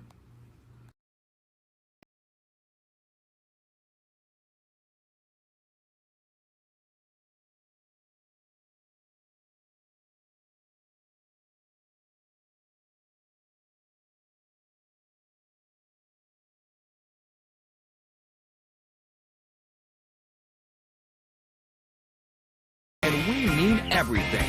We take care of you, so you can take care of business. Office Depot Office Max. Taking care of business. All right, here comes Ridgepoint kicking off. Austin Bowen does take a long run of 10 yards up to the football this time. It's a little squib kick that's recovered at the 36 by Thomas and Olarun Femi. And, you know, it doesn't matter how little time is left on the clock. I never expect Trey Sissom and the Travis Tigers offense to just kind of sit on it or take a knee. It's just not who they are, if you know what I mean.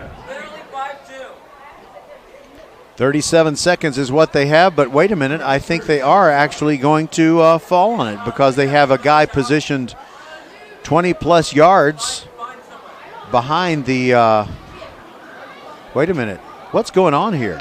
It's a fumble-rooski play, and they run off the left side.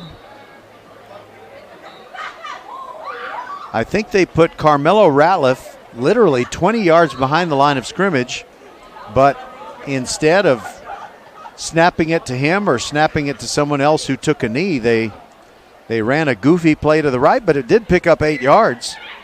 And now they have it at their own 44, and they take a timeout, and we'll take it with them too. 26.9 to go in the half, 21-10, Ridge Point.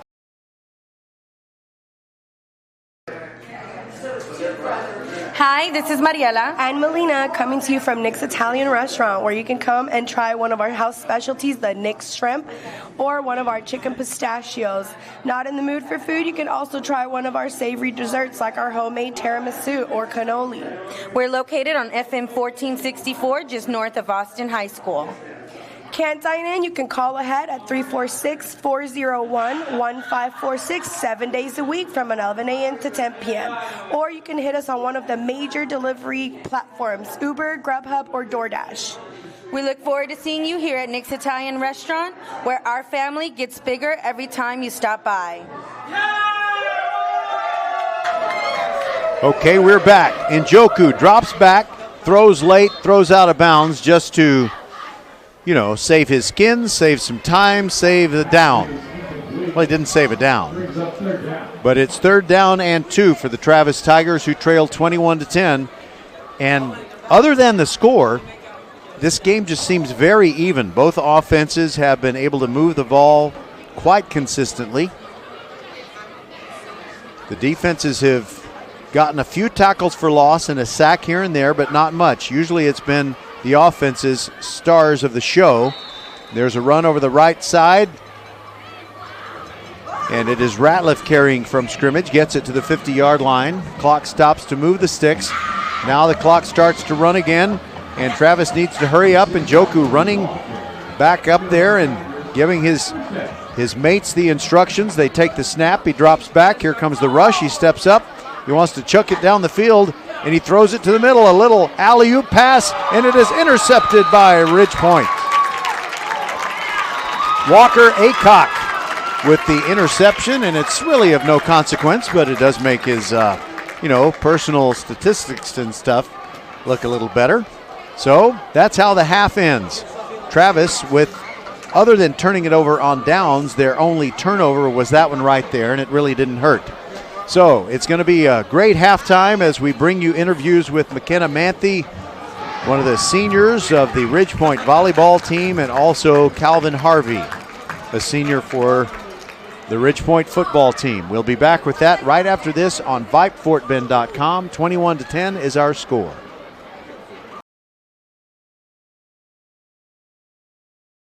What is Vype Live? Vype Live is one of the largest and most respected broadcast and live stream networks in the state of Texas. Vype Live broadcasts any sport you can think of for youngsters of any age, from Pee Wee and Pop Warner to high school, club, college, semi-pro, and beyond.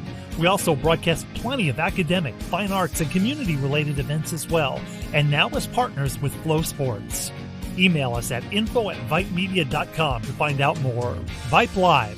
We bring your teams to you.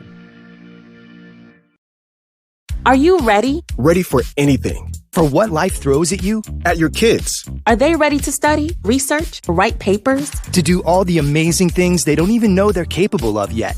Internet Essentials from Comcast brings affordable, high-speed internet to your home for only $9.95 a month. Now available to low-income households eligible for public assistance programs like Medicaid, the National School Lunch Program, SNAP, housing assistance, and others. Visit InternetEssentials.com to apply. No credit check, contract, or installation fee. Taxes, extra restrictions apply. During the contest, if you see someone you think Welcome back to halftime on VypeFortBend.com as it's Travis taking on Ridgepoint, and the Panther girls are cruising into the third round of the volleyball playoffs. Last night they defeated Memorial in 4 sets, and it's time to talk to McKenna Manthe, one of the seniors on the team. Can you sum up the way last night's match went? I know a couple of the games were close. Were you ever a little bit nervous at any point? Yeah, so we tried to come out really strong with a lot of energy, and in the second set it kind of fell a little bit, and we ended up losing, but then we had a real good conversation and came back with more energy and more will to win, and then won the last 2. Well, I made a prediction to a friend of mine. I actually forgot that I made the prediction, but I said Ridgepoint will win in 4. So I'm kind of on a roll. I think I'll be making more predictions. Now, there is one thing that I know I can count on you for. I've got this varsity roster. As you can see, it's been around a lot. I've taken it to a lot of matches and broadcasted them.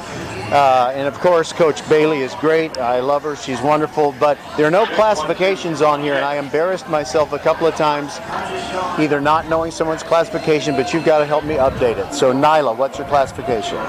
Like position? No, I mean like what year? Oh, she's sophomore, a senior. junior, senior. Okay. How about Josie? Junior. And I guess since not everybody is so familiar, I'll use first and last names. The first one was Nyla Raspberry, then Josie Condry is a junior. You are a senior? Yes. Okay. That makes me sad anytime I hear someone's a senior. So Ava Thornquist. Junior. Okay. Arissa? Junior. Smith, she might be related to me, but I don't know. Sydney Jordan, this is the one I made the big mistake on, and she's the big star of the team. So she is a junior, and I know that now. Yes. Morgan Grace? Sophomore. Sophomore. Kennedy Rogers, she's a freshman. Yes, okay. she is. Allison Anaya? Senior. Senior. By the way, I hope our listeners aren't getting tired of this, but it gives me an excuse for saying every girl's name, and they deserve the publicity. Nina Moore? Senior. Okay, I'm going to miss her. Yes. Kayla Wilson is also a freshman, isn't Senior. she? Senior. Yes. Well, I was only off by 3 years. Lauren Battle, sophomore? Yes. Yes. Aaliyah Smith? Freshman. Freshman. And Carrington Cook? Sophomore. Sophomore. And Alexis Robertson? Senior. Senior. Okay, well, McKenna Manthe, she's the one I'm talking to who's kind of speaking for the Ridgepoint volleyball team. I know it was huge this year because it was about this time last year, maybe in December, when I got a text from Coach Bailey saying you had lost to Cinco Ranch in the first round. I couldn't believe it. And that's a terrible thing, but I know it has driven you and your teammates to make sure it didn't happen, and now you're on a roll in the playoffs. Yes, it was really important to us this year to come out stronger and work harder in practice so that we can make it further in the playoffs. And was there any doubt, really? I mean, you went into that first playoff match, and you really didn't have any trouble with it, getting the sweep over the defending state champions. How did you feel about drawing Seven Lakes in round 1? Well, there was obviously some doubt. They're the defending state champions, but we really just focused on what we needed to do to win, and we're just trying to stay focused on every game and taking every game one at a time so that we can make it all the way to state. How close attention do you pay to what two teams are playing each other, where when you advance, you get the winner of that match, and what's up next for you?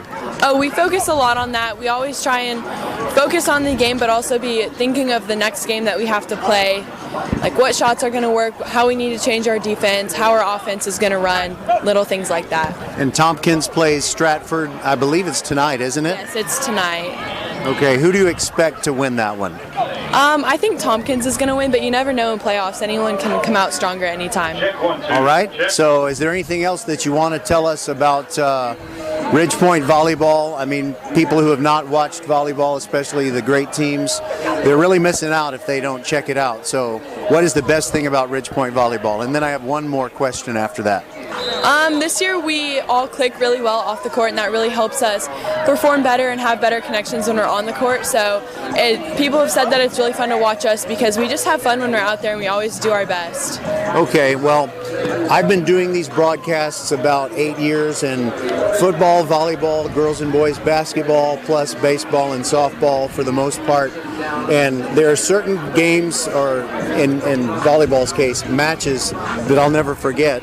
And one of them was the one where you went to George Ranch this year.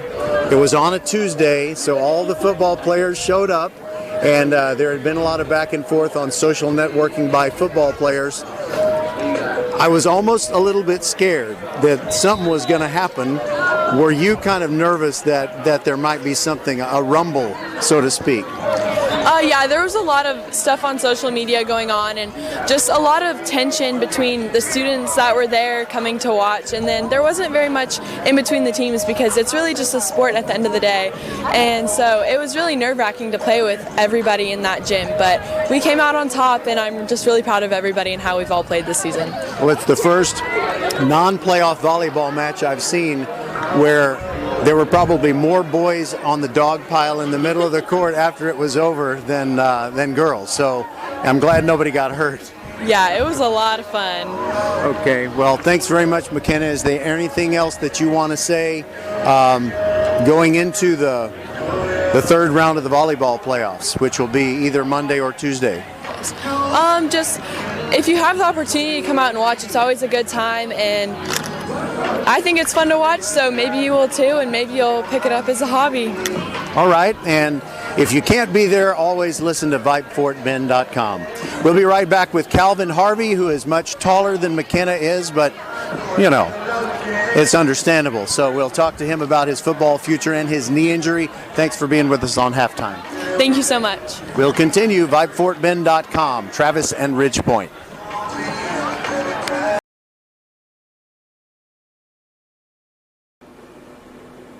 Hello fans, this is Bradley Stavanaugh with Needville Insurance. We know Fort Bend County. I'm a 4th generation resident of Fort Bend.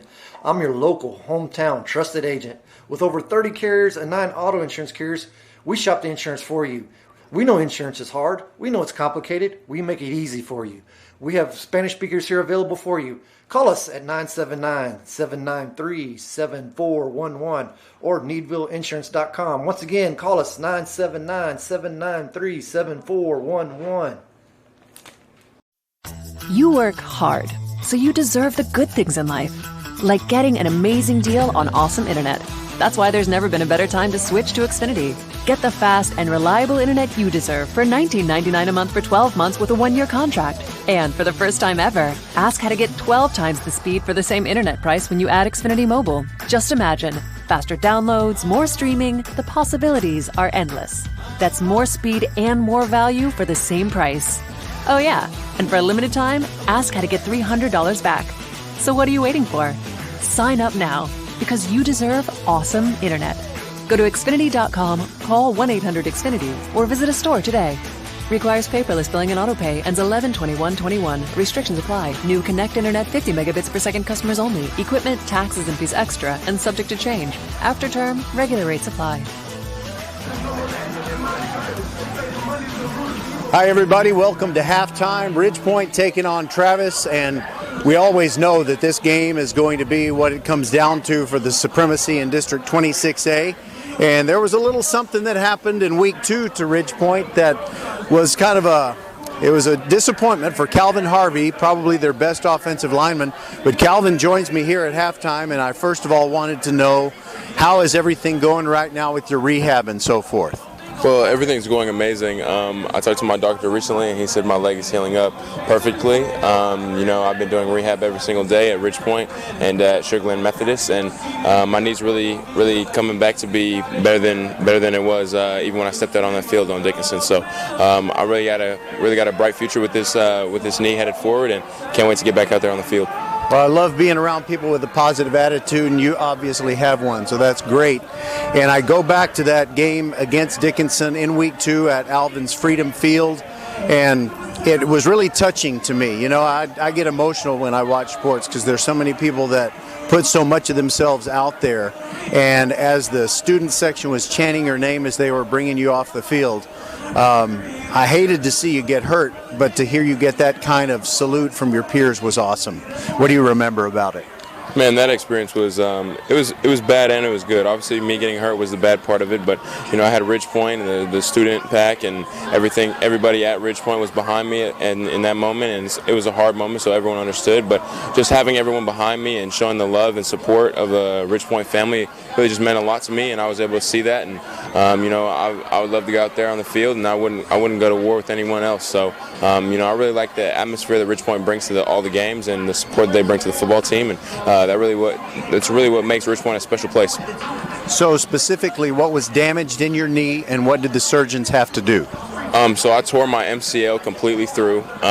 So they put 2 screws in the bottom of my leg and the top of my leg, wrapped my MCL in some kind of synthetic mesh kind of material, and then kind of reinforced it with some medical instruments and stuff, and wrapped in some metal and made it really like a bionic kind of MCL. So I definitely have one of the strongest MCLs going into college football, and that'll definitely give me some clear headroom, so I don't have to worry about tearing it again and be able to play. We're talking to Calvin Harvey of Ridge Point, and we'll talk about your college future in a moment. But I also wanted to ask you, because I know whenever you get a knee injury, there's swelling, and they can't usually do the surgery right away. How long did you have to wait between the actual injury and the surgery? Well, here with the Ridge Point staff, Coach Arsenault and Miss Z really helped me out a lot. We got the swelling down. I only had to wait about a week before surgery, and my surgeon was definitely a good one, Dr. Bork. So he really helped me out, and he was able to get in there, fix it all up, and get me on the recovery table as fast as possible. So, Oklahoma State is your football future. You've committed to the Cowboys, and very happy that you got an offer such as that. And what was it that made the difference, and who did you have to turn down in order to say yes to Oklahoma State? Well, previously I was committed to Louisiana Tech University, and there were some decisions that had to be made before I was able to sign my name on a piece of paper down there when I signed my national letter of intent. And I went up to Oklahoma State and saw some things that really opened my mind and was able to allow me to have a better future up there. And I just felt, my family and I thought that it was just the right feel, and that I'd be able to be a better player and be a better person academically and athletically.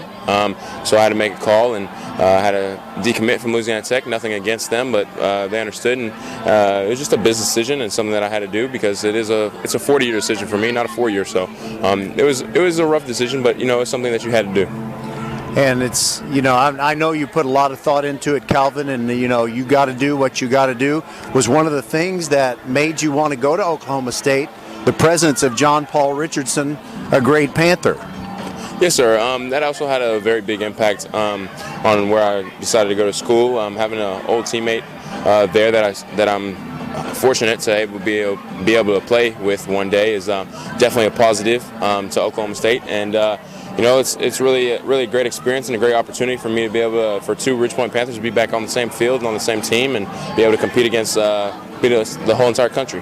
All right, well, we continue to wish you the speediest of recoveries, and maybe, when you are all done with this rehab, your knee really will be better than it was before. So let me just ask you finally, during ball games, what do you do? What type of role do you take? How close to the sideline do you stand? Well, now that I'm out of the brace and able to walk around freely, I'm on the sideline helping around the coaches, helping around the offensive line, helping really just cheering up, getting the hype man going. So really just encouraging everybody coming on and off the field, and just getting everybody right, getting everybody ready to go out there and hit somebody.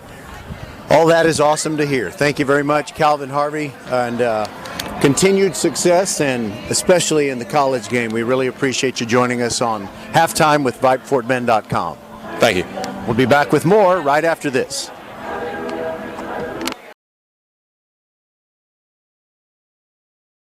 First Iron Automotive heard you were thinking of starting your holiday shopping earlier this year, so the season of giving starts now. $15 off oil changes, $100 off 4 tires, and save on just about any service. Head to the website firstironauto.com and claim your savings. First Iron Automotive, a proud sponsor of Fort Bend Vype Sports. Make your appointment today at any of the 4 convenient locations in Sugar Land and Cinco Ranch. All 4 stores open on Saturday. firstironauto.com. Interested in Vype Campus? Vype Campus brings our popular citywide media days right to your doorstep. As a Vype Campus client, we will work with you to help you take advantage of our unique campus model to build a unique experience for your school.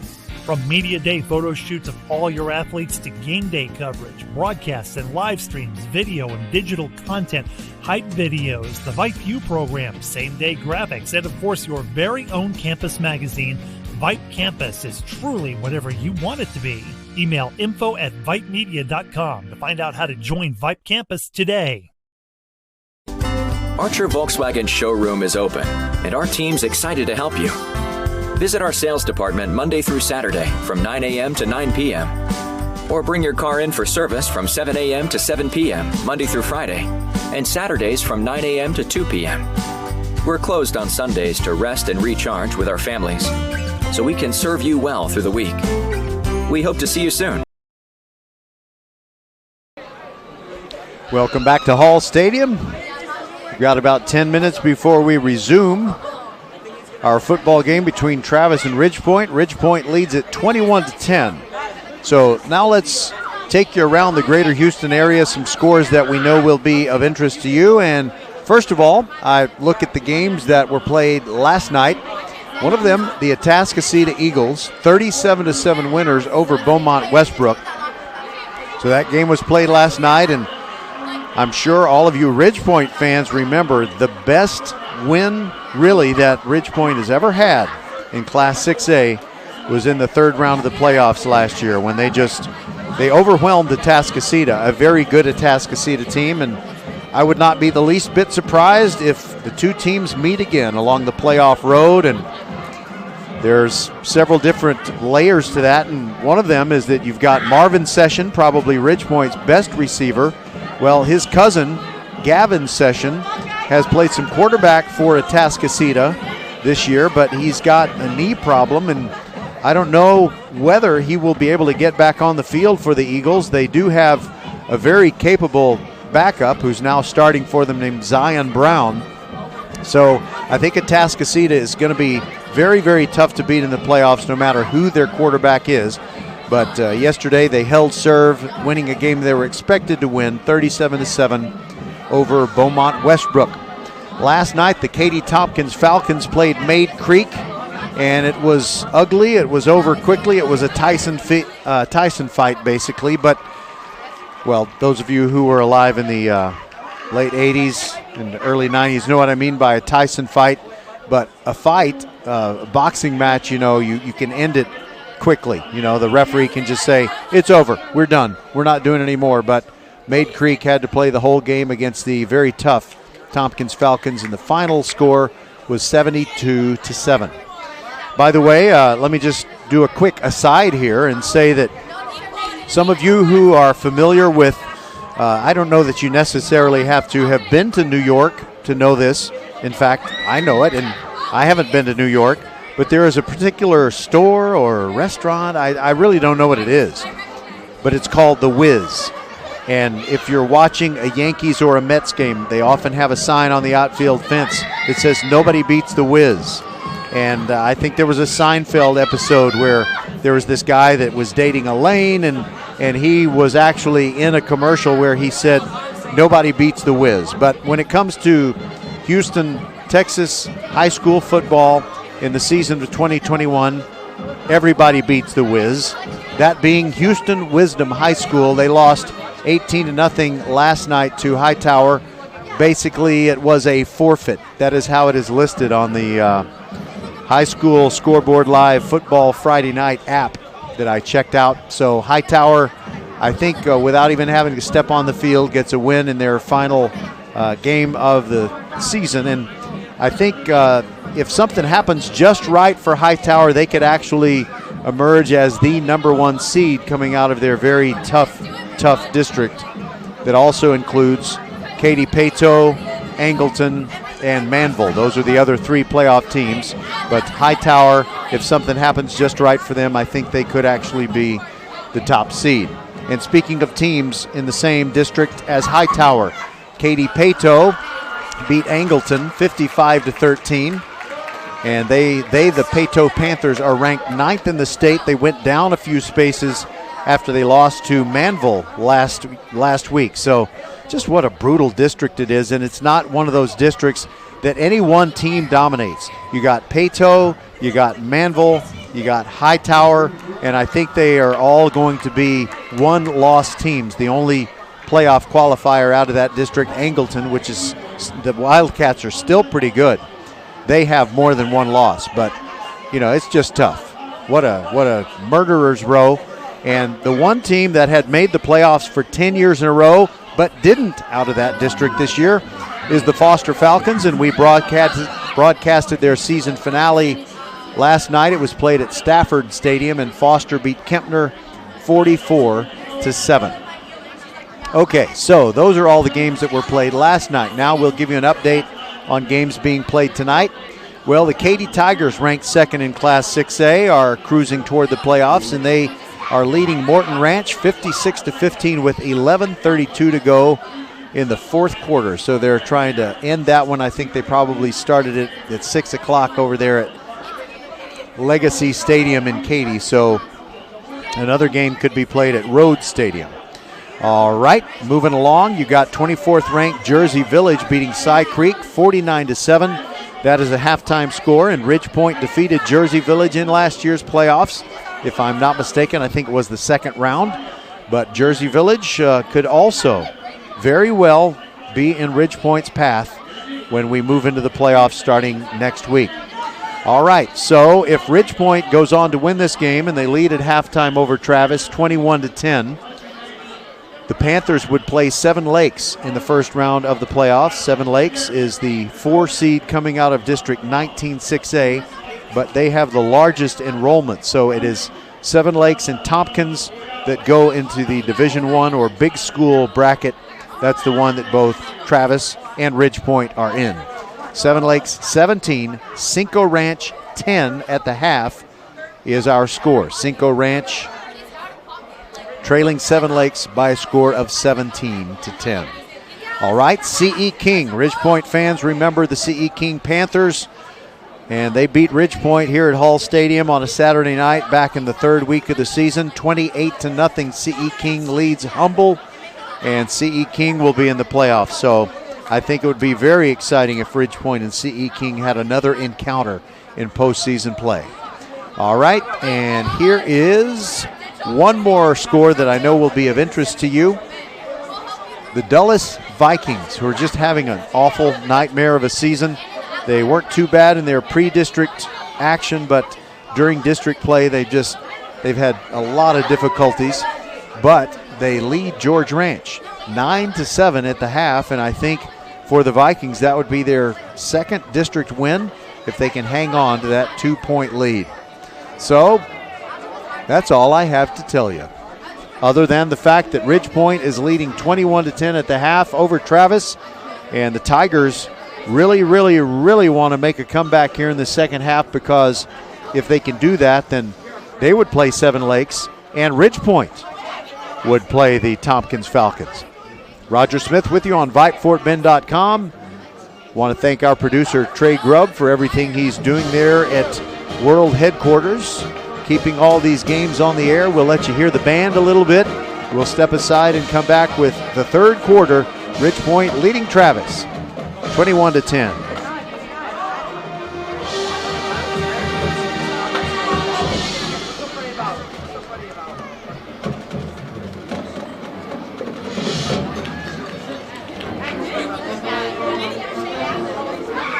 Sit down, I'll give you a lap.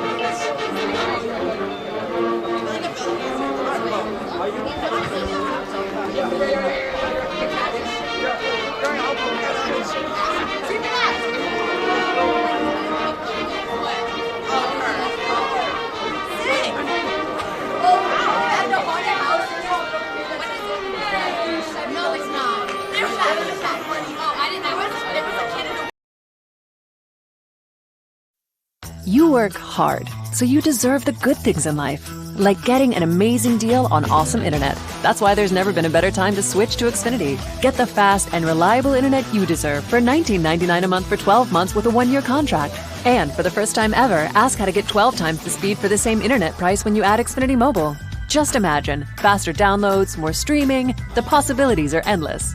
That's more speed and you'll save hundreds over AT&T. Oh yeah, and for a limited time, ask how to get $300 back. So what are you waiting for? Sign up now, because you deserve awesome internet. Go to Xfinity.com, call 1-800-XFINITY, or visit a store today. Requires paperless billing and autopay. Ends 11/21/21. Restrictions apply. New Connect Internet 50 megabits per second customers only. Equipment, taxes, and fees extra and subject to change. After term, regular rates apply. Compares monthly service charge for Xfinity 600 megabits per second to AT&T 500 megabits per second, each with one unlimited mobile line per year as of 10/6/21. Reduced speeds after 20 gigabytes of mobile usage. You are the master of the multitask.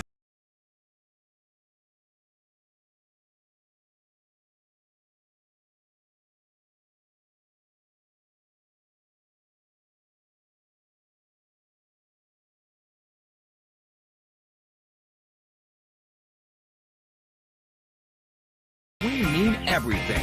We take care of you, so you can take care of business. Office Depot Office Max. Taking care of business. Hi, this is Mariela and Melina coming to you from Nick's Italian Restaurant, where you can come and try one of our house specialties, the Nick's Shrimp, or one of our chicken pistachios. Not in the mood for food, you can also try one of our savory desserts like our homemade tiramisu or cannoli. We're located on FM 1464, just north of Austin High School. Can't dine in? You can call ahead at 346-401-1546 7 days a week from 11 a.m. to 10 p.m. Or you can hit us on one of the major delivery platforms, Uber, Grubhub, or DoorDash. We look forward to seeing you here at Nick's Italian Restaurant, where our family gets bigger every time you stop by.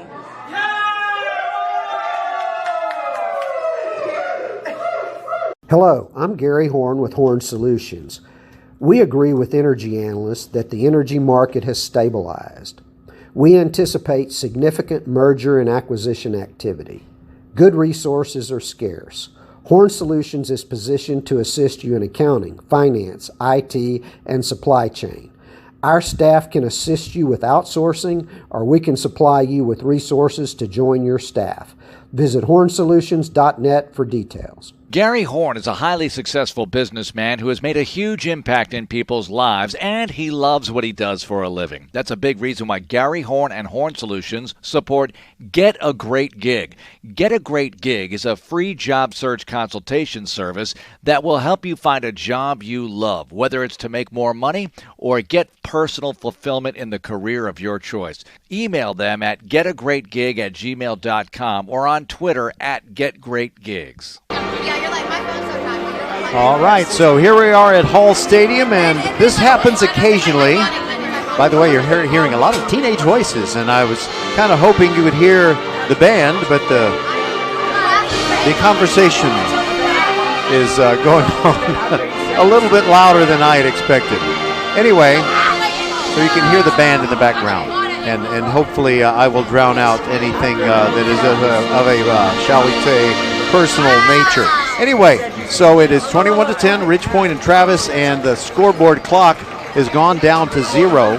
But this is one of those games where, because Fort Bend ISD has had a stadium situation all football season long, Mercer unusable, and all of the games have been at Hall with the exception of, I don't know, maybe 8 or 9 games that have been played at one of the Katy schools' stadiums, or maybe at Alvin's Freedom Field.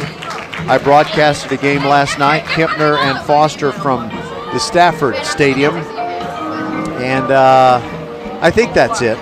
But Fort Bend ISD has had to rent stadiums a few times this year, and as a result, you have the senior night for both Travis and for Ridge Point here at Hall Stadium. The Ridge Point senior night activities were prior to the game, and during halftime, Travis, which has a very large bunch of senior student athletes and trainers and managers and dance team members, they had a whole lot of people that they wanted to honor, and so The scoreboard clock ticked down to 0 a good 3-4 minutes ago, and yet the Ridge Point band is still on the field. So, by golly, they are going to finish their routine. And I'm going to turn up the sound for you, and hopefully you'll get to enjoy music.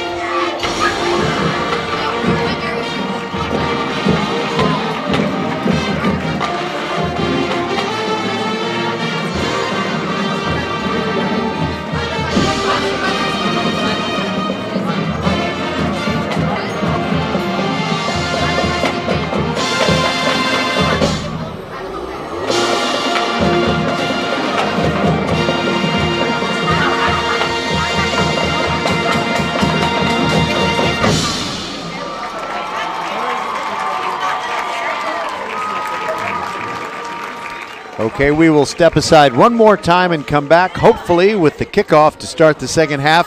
Ridge Point, because the Panthers won the toss and then deferred, will get the football to open the third quarter, and they lead it 21-10 over Travis. This is VypeFortBend.com, your broadcast home for Fort Bend County sports. Glad you're with us. Hey high schoolers, are you interested in a career in sports media? Vype can help. Launched in 2017, our Vype Ambassador Program is a one-of-a-kind educational scholarship program that offers high school students a chance to gain hands-on experience in the sports media field. Vype also gives students a platform to build their portfolio of creative work under the guidance of Vype's seasoned professionals. From covering games to publishing photos, writing articles, and conducting on-camera interviews, each Vype ambassador receives an immersive experience geared toward their interests, while promoting their own school and preparing them for their future. Email info@vypemedia.com to find out more about Vype today.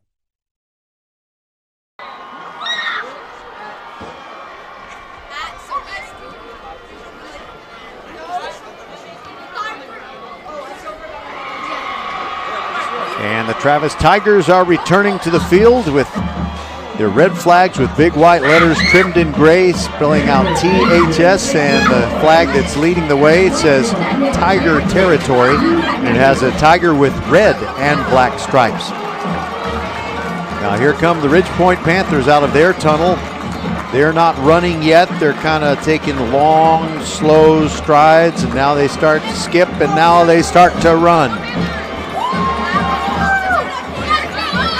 So they'll get the football first, and I think what Coach Rick LaFavors and the Panthers would like to do is get something done very quickly offensively, and then maybe show what defensive adjustments they have made while they were in the locker room at halftime. By the way, those of you who will possibly be at home this evening or get home early enough from attending this game to go ahead and watch the local news. Randy McElvoy and the Local 2 sports team are here because this was the game that got enough social media votes and was the football Friday night. And we'll be back. No, we won't be back. We're going to stay right here. Travis is on the field kicking off. And as it so often happens here at the football game, people come up and start talking to me while I'm talking to you. But you are the most important ones. I am talking to the audience. I don't get to talk to kids, although I would love to. But you got to talk to each other, and I got to tell everybody what's happening in the game.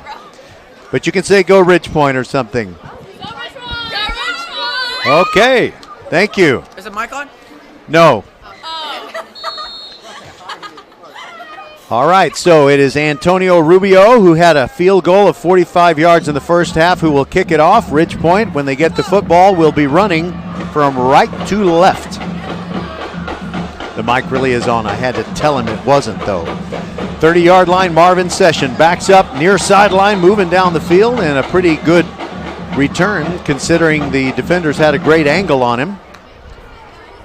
So where are they going to mark Marvin Session? I think they'll mark him at the 41, which means it's an 11-yard return. No, correction, they'll mark him at the 43. So he brought it back 13 yards.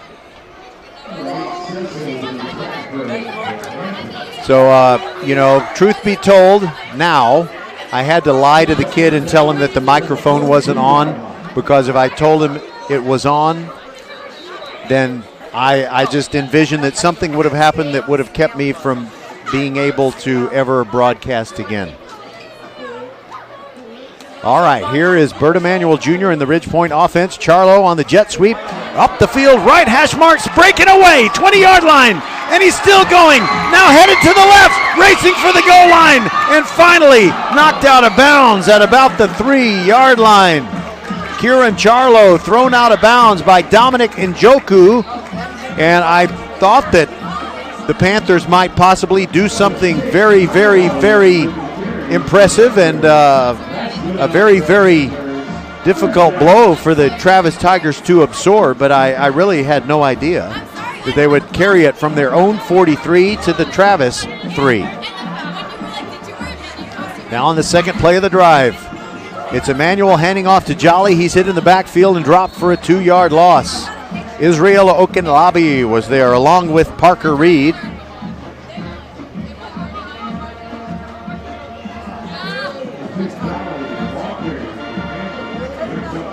And the Travis band is getting excited about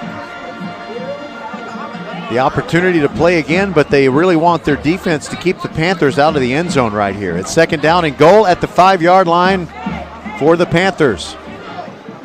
Sometimes they like to throw the fade route, and there is a look toward the left corner of the end zone. Now Emmanuel is flushed to the left, and he fumbles. The ball is loose, bug on the rug, but his big buddy made a drive-saving recovery. 66 for the Ridge Point Panthers. Evan Sharp came up with the football. And now it's all of a sudden back at the 15-yard line. So let's see.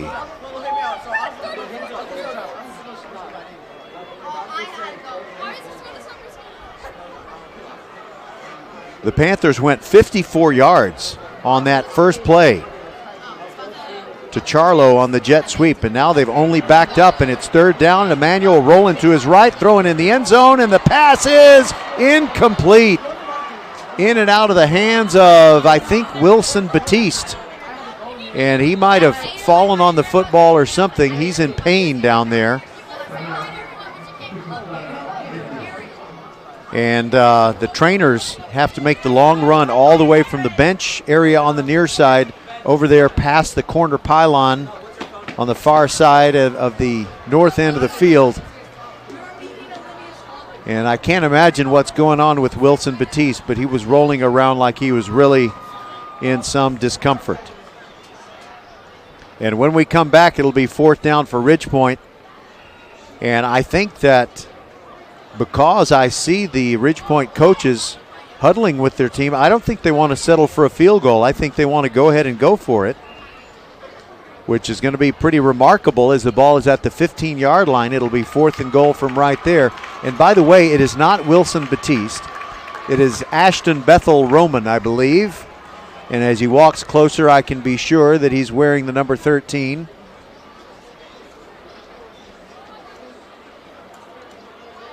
So he's got trainers kind of walking alongside him, and yes, I do believe it is Ashton Bethel Roman. So to add insult to injury, he knows he should have had that catch for a touchdown. And so when he came down, something happened, and he's walking very slowly, but he's almost made it back to the near sideline, and it is going to be a field goal attempt. And it will be Holden Gray who will try it from 32 yards, right in the middle of the field. This to increase Ridge Point's lead from 21-10 to 24-10.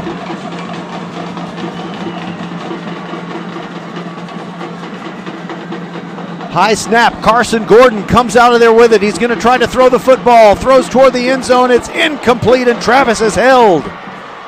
The Travis Tigers coming up with a 4th down stop, and I don't know if that was designed or not, but the snap was high enough where Gordon had to roll out of there, and it did not work out. Travis reacted to it very well and made sure that Marvin Session, who had kind of broken out into the area beyond the numbers and was in the end zone, was well covered. And there was a pretty hard rush on Carson Gordon. as well.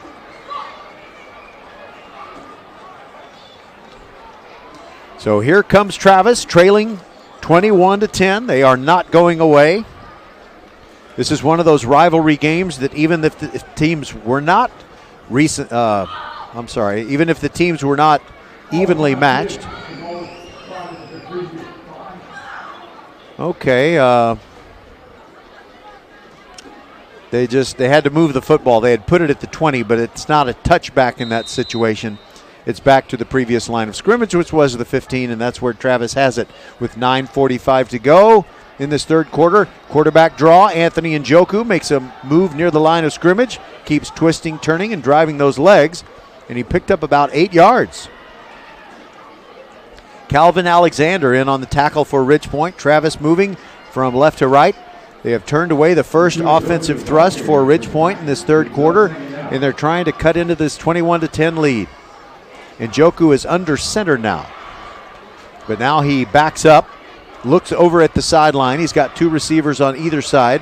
Jamison Singletary is his feature back. 2nd down and 1 yard to go. He's going to throw it far sideline.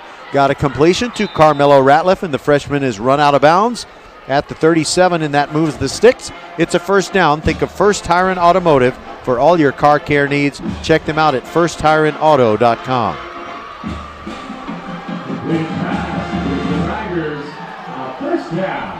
So they have it, and they marked him at the 34. There's a handoff to Singletary, trying the right side, and there's just nothing there. The Travis offensive line was not able to blow a hole open. And Wally made the play and pushed the running back. In fact, I think maybe at some point the ball came out of there, perhaps. Well, somehow, in the midst of all that humanity, Jamison Singletary gained, I'm going to call it a scant yard. You know, if you're doing a recipe, sometimes they tell you to put in a scant cup of something, and that's like just a little bit less than a cup. Well, that was a little bit less than a yard. 2nd and a long 9. And Njoku throws to Van Wyck. Got a catch near the 43-yard line on the quick down-and-out pattern. Immediately, Alejandro Colbert brought him down. And he got 8 yards, and it's 3rd and a very short one. It's not a scant yard, it's more like a half yard. In fact, could we possibly have a measurement? I think we might have a measurement, or are they just going to wave the sticks down the field? They say it's a first down. So Van Wyck lunging forward, protecting the ball, but getting as much yardage as he can. Is there such a word as inches? Inchage, you know, if you can get yardage, I guess you could get footage. Well, you could get inchage. And Njoku dropped the snap. It just has to bend down and pick it up, and tries to get out of the backfield and can't. Wally wrapped him up, but the guy who got there first was Calvin Alexander, who has come in starting at the left linebacker position here to begin this third quarter. Now that I think about it, I guess Calvin is a down lineman. He has his hand on the ground, and it is Wally who is the left linebacker. 3-man front for Ridge Point. Rolling to the left is Njoku, has to reroute himself. He's hit in the backfield and dropped. So let's see, I think Cameron Richardson is the one who deserves credit for that sack. And if it wasn't Cameron Richardson, it was Mason Hall. 3rd down and long for Travis. They were sitting pretty after they picked up that previous first down. Got some positive yardage, but now it is 3rd down and 15. They need to get to the Ridge Point 46 to convert. Njoku might be changing the play at the line of scrimmage. We're getting down near 6 minutes left in the third quarter. Ridge Point leads 21-10. Njoku trying to draw Ridge Point off, but the Panthers do what the coaches call hold their water. Njoku calls for the snap, drops straight back, now steps up in the pocket. He's going to run across the 40-45, and he is thrown down short of the first down. Nice open field tackle, Mason Hall. So that leaves Travis 8 yards short of the first down, and they will bring on Rubio to punt it away. This is the first time that Rubio has punted. So they've had a possession or two end when they went for it on fourth down and didn't convert. They had the field goal. They've had one touchdown. And at the end of the first half, they threw a harmless interception. So this is the first punt for Antonio Rubio. Sam Kinnick to snap it. It's a good one. And Rubio with a beautiful kick lands at the 20. Taken by Sessions straight up the field. Look out, Marvin's got room. 40, 45, 50, near sideline. Cutting back inside the numbers. And he goes down near the 31-yard line. On the tackle for Travis, Davis Ochoa. And there's a flag in the wake of that fine punt return by Marvin Session.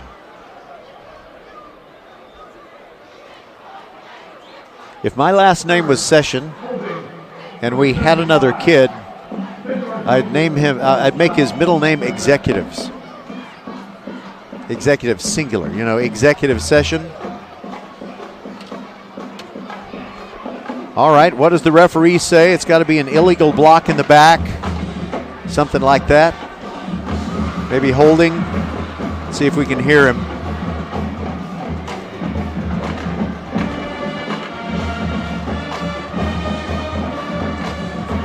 Travis hanging in there. Ridge Point got inside the 10 on their first possession of this third quarter. So they walked the ball back to the 34-yard line. They never did give a clear signal as to what Ridge Point did wrong on that punt return. First and 10 from the 34. Emmanuel drops back, throws on the slant, got Session, tripped up near the 44. And that will be a first down for these Ridge Point Panthers as Israel Akinlabi made the tackle. Correction, I think that was, might have been Praise de Saulu. I don't know.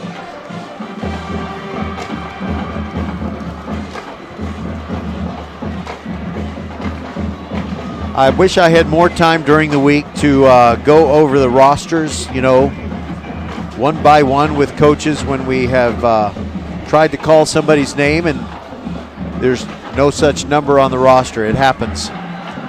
From the 44 on first and 10, Emmanuel climbs up in the pocket. Now he's flushed out of there to the right, still looking down the field. Lets it go deep. Session on the run. 15, 10, 5, touchdown. And Bert Emanuel Jr. kept maybe one toenail behind the line of scrimmage. The rest of him was lunging as he made that deep throw, and it's a 56-yard strike that really breaks the Tigers back. With 4:04 to go in the third quarter, and now it's 27-10 with the extra point to come. And just as we saw in that Saturday game against Bush, it's the other kicker, Holden Gray, coming on. Austin Bowen had the kicking responsibilities in the first half, and Holden Gray will kick out of the hold of Carson Gordon. There's a good snap, and the kick is up and good. Our new score, Ridge Point 28, Travis 10, 4:04 to go in the third. Hi, this is Mariela and Melina coming to you from Nick's Italian Restaurant, where you can come and try one of our house specialties, the Nick's Shrimp, or one of our chicken pistachios. Not in the mood for food, you can also try one of our savory desserts like our homemade tiramisu or cannoli. We're located on FM 1464, just north of Austin High School. Can't dine in? You can call ahead at 346-401-1546 7 days a week from 11 a.m. to 10 p.m. Or you can hit us on one of the major delivery platforms, Uber, Grubhub, or DoorDash. We look forward to seeing you here at Nick's Italian Restaurant, where our family gets bigger every time you stop by. We see all you do to get work done, whether it's keeping your office clean or redesigning your space for 3 or 300. Our business is to keep business going. Buy online and pick up in store, or get free next business day shipping at Office Depot, Office Max, and OfficeDepot.com. We're back in Ridge Point, feeling much more comfortable now, leading by a score of 28-10.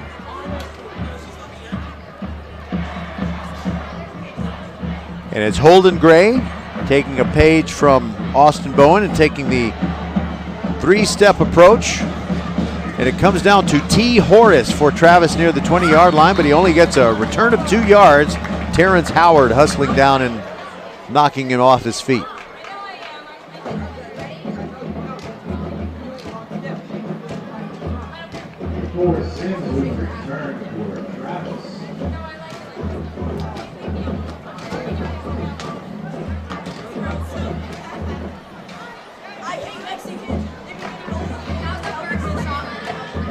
I'm just updating something here. That's why I'm not talking.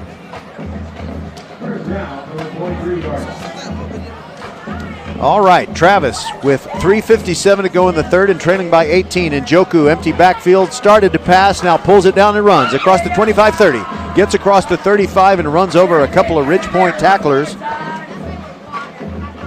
Ryan Ramey in on the stop along with Alejandro Colbert. And that moves the sticks. It's a first down. Think of First Tyrant Automotive for all your car care needs. Check them out at firsttyrantauto.com.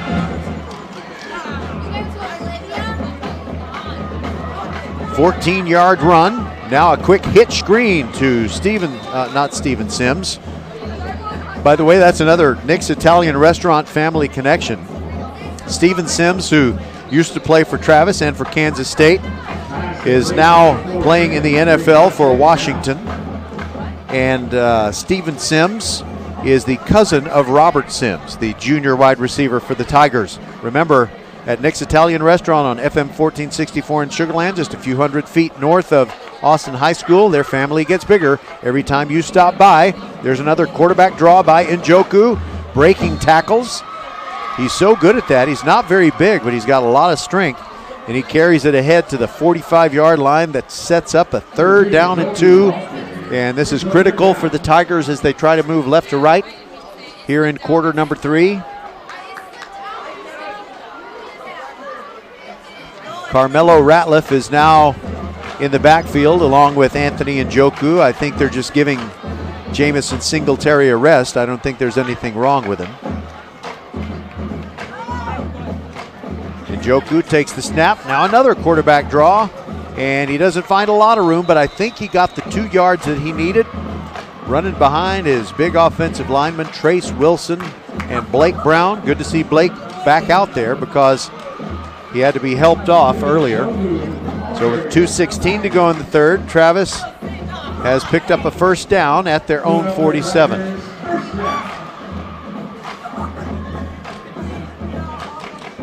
Travis not in any particular hurry as the clock ticks down to about 20 seconds as they break the huddle.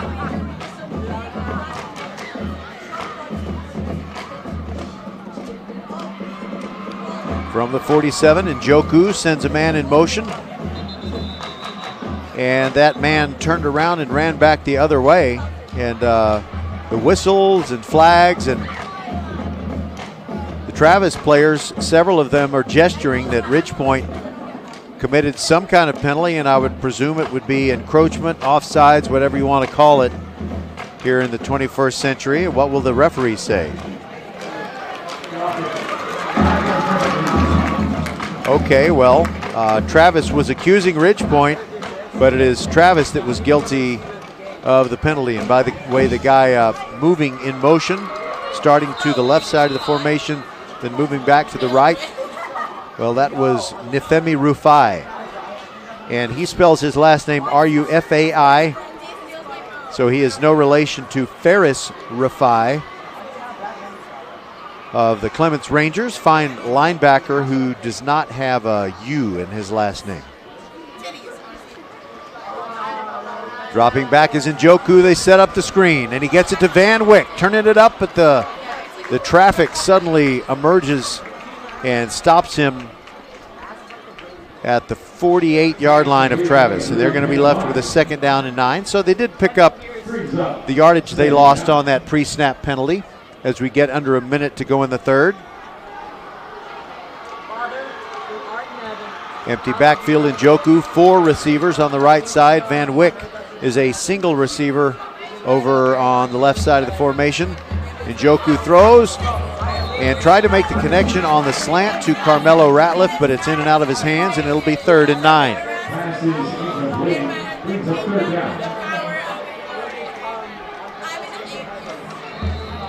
41.7 seconds to go in quarter number 3, and Travis was trailing 21-10. They gave up a third quarter touchdown, so here they sit. 28-10 is the deficit they face. 3 receivers right, 2 to the left, and Njoku dropping back. Here comes Alexander putting on a rush. He gets rid of it and completes it to Van Wyck. Oh, what a beautiful pass. Njoku holding on to the football until he, just the very last instant. And coming on hard. Calvin Alexander was about to hit him high and knock him backwards, but he got rid of it.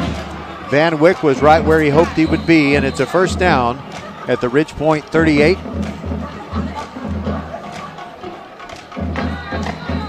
Ratliff is still the running back for Travis. Njoku lifts his foot, takes the snap, fakes a handoff, drops back, trying to set up the screen, flushed out of there to the left. Very elusive is he, gets to a 4-yard gain, and he's pushed down near the sideline. I think he might have been selling it a little bit as Deshaun Shashery knocked him out of bounds. And I think Njoku was just kind of flopping, who was the worst flopper in the history of the NBA? There have been a lot of them. It's been a long time since I've watched, frankly, so we'll just move on. It's 2nd down and 7 after a 3-yard gain. Njoku's going to run it again. Breaks the tackle in the backfield, heads for the sideline. He's hit hard by Mason Hall, the brick wall. And also, it's Taylor Davis. And Davis comes out of a bunch of Travis players on the sideline, and a flag goes up. And I don't know what the flag is going to be about.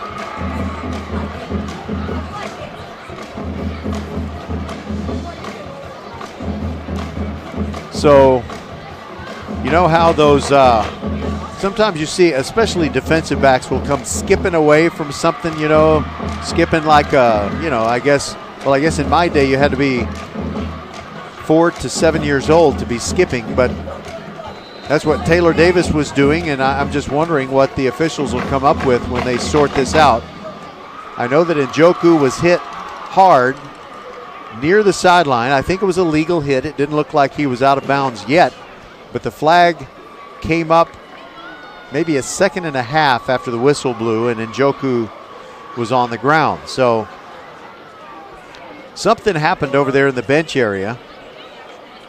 It may help Travis that this discussion is going on right in front of their bench. Maybe they could bring in Mr. Subliminal and help convince the officiating crew. We'll turn up the mic and hopefully we can understand this.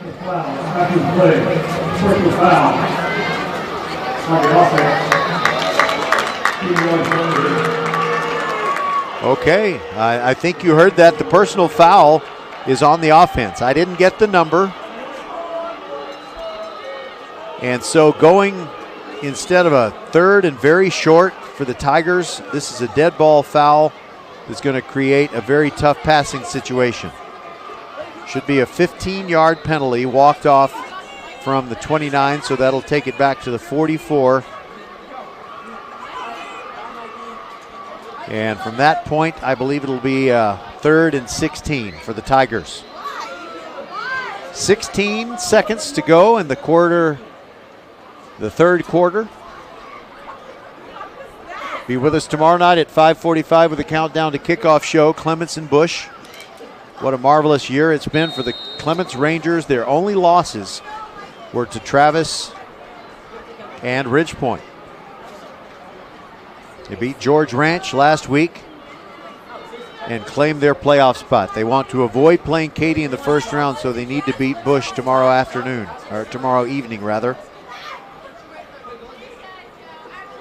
On 3rd and 16, long count. Njoku drops back. They set up the screen. It is Van Wyck. Can he get away from the pursuit? No, he can't. He gets only about 3 or 4 yards, and Calvin Alexander, who has just been blowing people up throughout this third quarter, makes the final play of the third quarter.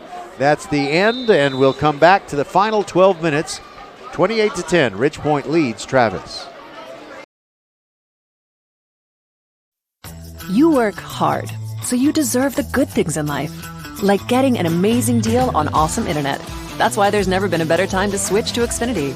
Get the fast and reliable internet you deserve for $19.99 a month for 12 months with a 1-year contract. And for the first time ever, ask how to get 12 times the speed for the same internet price when you add Xfinity Mobile. Just imagine. Faster downloads, more streaming, the possibilities are endless. That's more speed and more value for the same price. Oh yeah, and for a limited time, ask how to get $300 back. So what are you waiting for? Sign up now, because you deserve awesome internet. Go to Xfinity.com, call 1-800-XFINITY, or visit a store today. Requires paperless billing and autopay. Ends 11/21/21. Restrictions apply. New Connect Internet 50 megabits per second customers only. Equipment, taxes, and fees extra and subject to change. After term, regular rates apply. Hi, this is Mariela and Melina coming to you from Nick's Italian Restaurant, where you can come and try one of our house specialties, the Nick's Shrimp, or one of our chicken pistachios. Not in the mood for food, you can also try one of our savory desserts like our homemade tiramisu or cannoli. We're located on FM 1464, just north of Austin High School. Can't dine in? You can call ahead at 346-401-1546 7 days a week from 11 a.m. to 10 p.m. Or you can hit us on one of the major delivery platforms, Uber, Grubhub, or DoorDash. We look forward to seeing you here at Nick's Italian Restaurant, where our family gets bigger every time you stop by. On 4th and 11, Travis goes for it. Njoku wings it toward the goal line, and the pass is intercepted by the Panthers. And after the play is over, you have flags coming down. Ryan Ramey makes the interception for the Ridgepoint Panthers. And Njoku really didn't have much choice but to just heave it up in desperation. And there were 2 Panthers down there near the goal line, and Ramey grabbed it, ran it back all the way from about the 2 to the 37. So a 35-yard return. But what's the penalty? It's unsportsmanlike conduct against the Ridgepoint Panthers. So that'll back it up from the 37 to the 22, and that's where they'll start this new possession.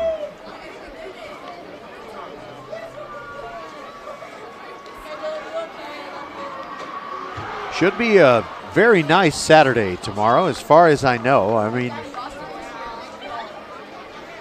I guess it has been quite a few hours, maybe since breakfast time, that I saw a weather forecast, but I thought it was going to be really good. So we expect nice weather for tomorrow night's game between Clements and Bush that we will broadcast for you at 5:45 p.m., 6 p.m. kickoff. From the 22-yard line, Emmanuel hands it off to Mason Dossett, who comes in as the feature back, and there he goes, far sideline. He's at the 50-yard line. There, Travis Tigers chasing him, and he finally is dragged down at the 34-yard line. They say he stepped out at the 35.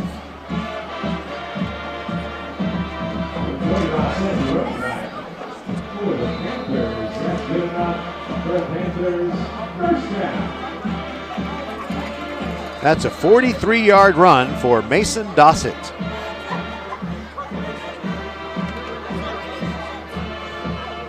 Xfinity is the future of awesome, and we think Mason Dossett has an awesome future, both in football and baseball.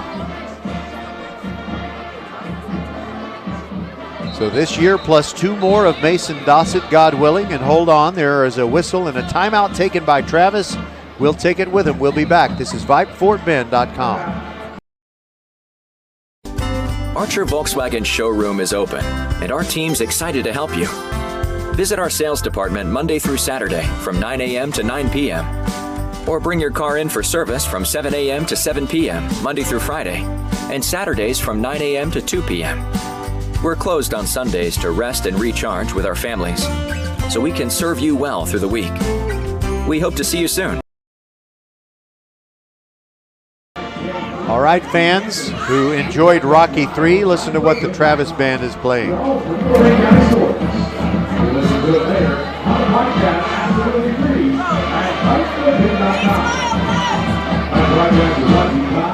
Next Okay, well, I appreciate Todd Harris, the PA announcer, telling the crowd that they can listen to VypeFortBend.com broadcasts both live or as often as they want on the podcast. It is always absolutely free. Meanwhile, they ended their song right after he ended his announcement, but it was Eye of the Tiger that the Travis band was playing. What an iconic hit. I guess it seems lazy to me to use the word iconic. It's used so often. Fake to Dawson. Emmanuel keeps it around the right side. Running outside the number, still going, and runs out of bounds at the 20-yard line. And he runs about 25 more yards and gives a low 5 to someone who is looks like a Ridge Point student. Just kind of watching the game from the track here at Hall Stadium. And we're under 11 minutes to go. And the point of the football is right there in the red zone, right at the 20-yard line.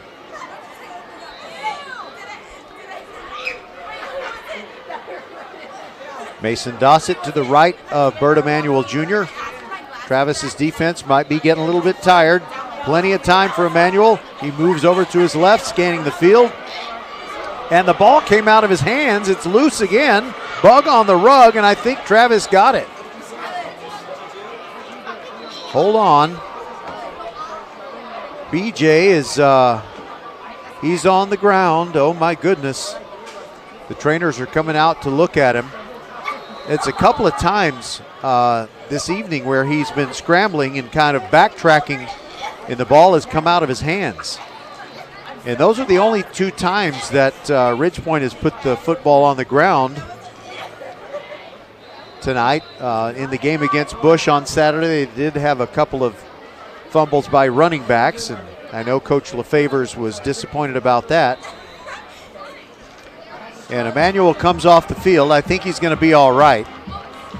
But Carson Gordon will have to come in and run at least one play, and it'll be a difficult situation. 2nd down and 22 after the ill-fated scramble of Bert Emanuel Jr. We've got 10:40 to go in this game. Ridge Point leading 28-10, and they may have put this game away already just because of the strength of their defense. But a touchdown here would certainly put Travis in about as deep a hole as they had feared they would be in tonight.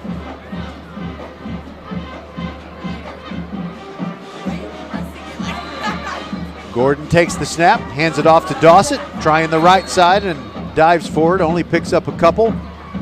Submarining him, knocking his feet out from under him was Parker Reed.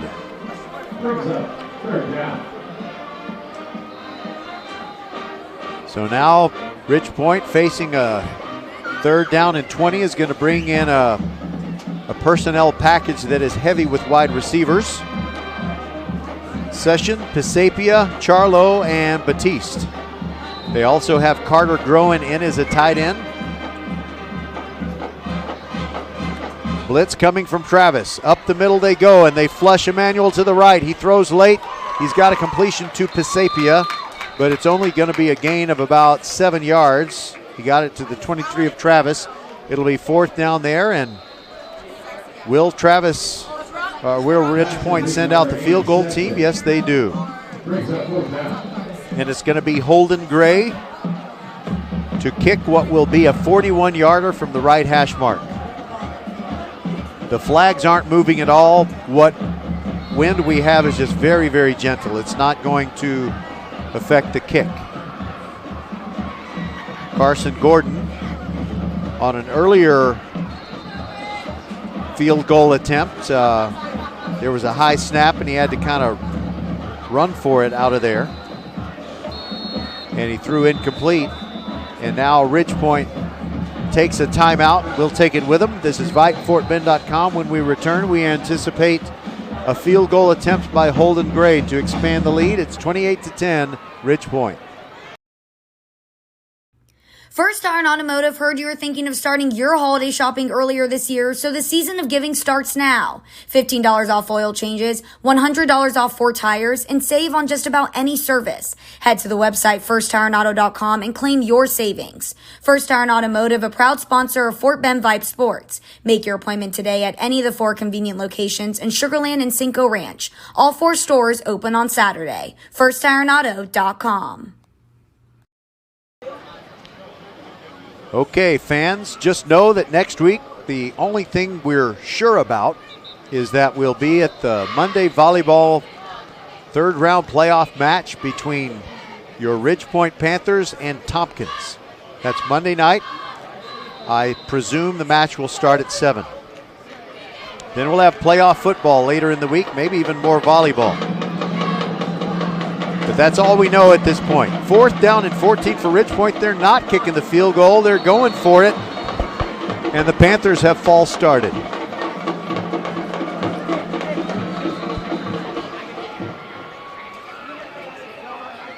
I think they did. Yeah, false start on Ridgepoint. So that'll back up the line of scrimmage to the 29.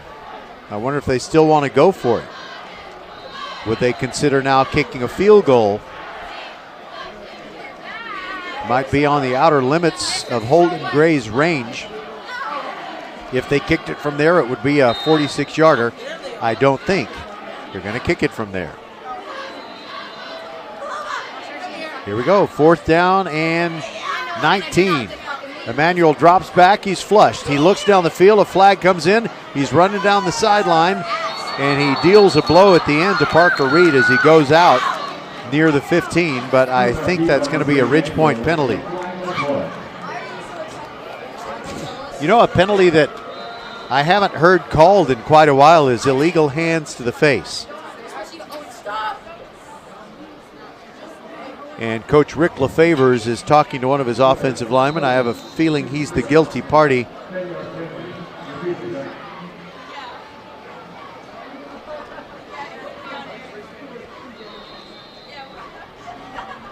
So a holding penalty is going to move the football so far back that maybe Ridgepoint could consider punting. Maybe. A field goal is certainly out of the question now.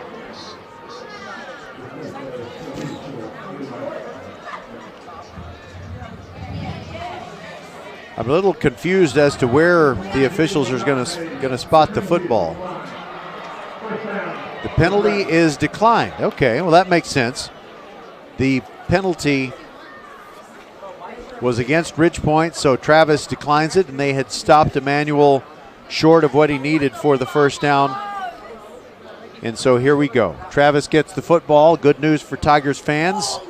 They've got the football with 8:33 to go, and they're within 3 scores. The bad news is they're at their own 15-yard line. They're a long, long way from home. Njoku rolls to the right. Looked like he wanted to pass at the outset, but he's stopped by Mason Hall after a gain of only 1.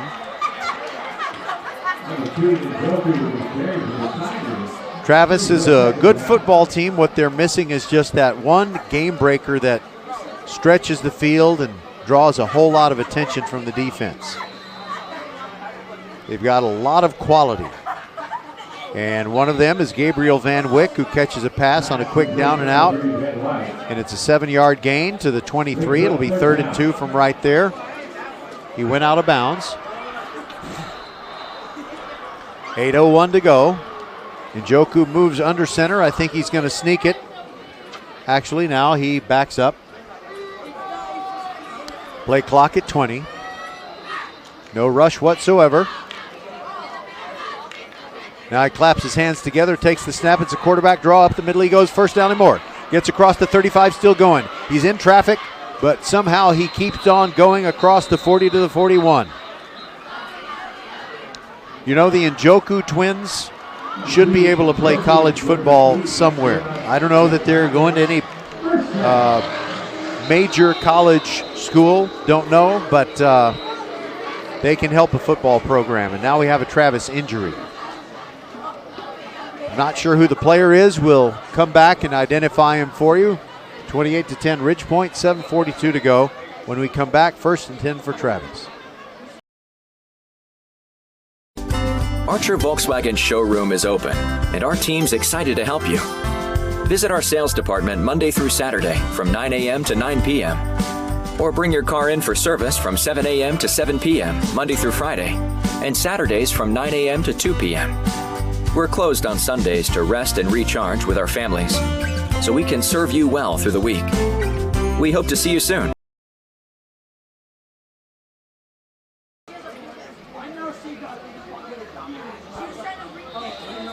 All right, we're back, and there are a bunch of Travis players who are kind of gathered around the fallen teammates, so I'm not really sure who it is. They're just, my sight line is blocked.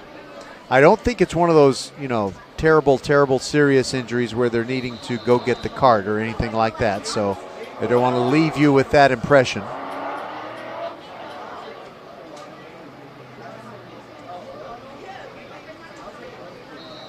So remember, tomorrow night, it is Bush and Clements. Then following that, the first round of the playoffs. I heard somebody say that Ridgepoint was going to play here at Hall Stadium against Seven Lakes on Thursday night. If that's the case, then probably we would have that game broadcasted, and then on Friday, the Marshall Buffs taking on someone from the Golden Triangle, Beaumont, Port Arthur area. Maybe Port Neches Groves. It's hard to say. All right, 1st and 10 from the 41-yard line. And Njoku drops back, throws deep, sideline. Sims tried to come back for it, but it falls incomplete. Njoku kind of had to step aside and, get free where he could really unleash that throw. But by the time he did, Sims had traveled too far down the field for him to get it there.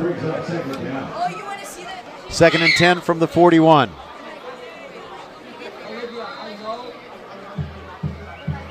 Njoku looking over at his trio of receivers on the left side of the formation. Bobbled the snap, throws it, got a completion, and it's about a 6-yard pickup as he got the ball to Nefemi Rufai. Clock still running after that tackle was made in bounds.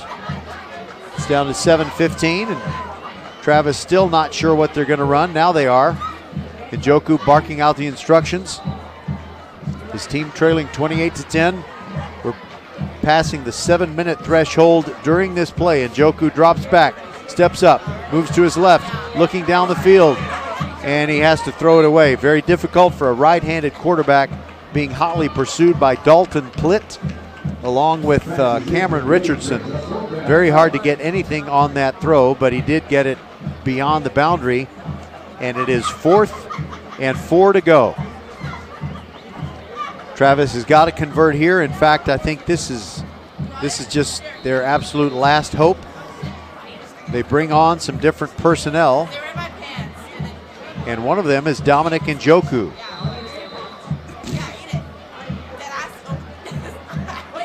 So Anthony tells his brother Dominic where to go, literally, to the right side of the formation. And a timeout is taken by Travis. The Tigers coaching staff wasn't really sure if they had exactly everything, dialed up properly. We'll step aside and be back. This is VypeFortBend.com. You work hard, so you deserve the good things in life, like getting an amazing deal on awesome internet. That's why there's never been a better time to switch to Xfinity. Get the fast and reliable internet you deserve for $19.99 a month for 12 months with a 1-year contract. And for the first time ever, ask how to get 12 times the speed for the same internet price when you add Xfinity Mobile. Just imagine, faster downloads, more streaming, the possibilities are endless. That's more speed, and you'll save hundreds over AT&T. Oh yeah, and for a limited time, ask how to get $300 back. So what are you waiting for? Sign up now, because you deserve awesome internet. Go to Xfinity.com, call 1-800-XFINITY, or visit a store today. Requires paperless billing and autopay. Ends 11/21/21. Restrictions apply. New Connect Internet 50 megabits per second customers only. Equipment, taxes, and fees extra and subject to change. After term, regular rates apply. Compares monthly service charge for Xfinity 600 megabits per second to AT&T 500 megabits per second each with one unlimited mobile line per year as of 10/6/21. Reduced speeds after 20 gigabytes of mobile usage. Just in time. Here we go. 4th down and 4. And Njoku taking the snap. And it's a give to his brother Dominic on the reverse inside, and he is blown up. Ridgepoint was waiting. Taylor Davis, Cameron Richardson, Dalton Plitt.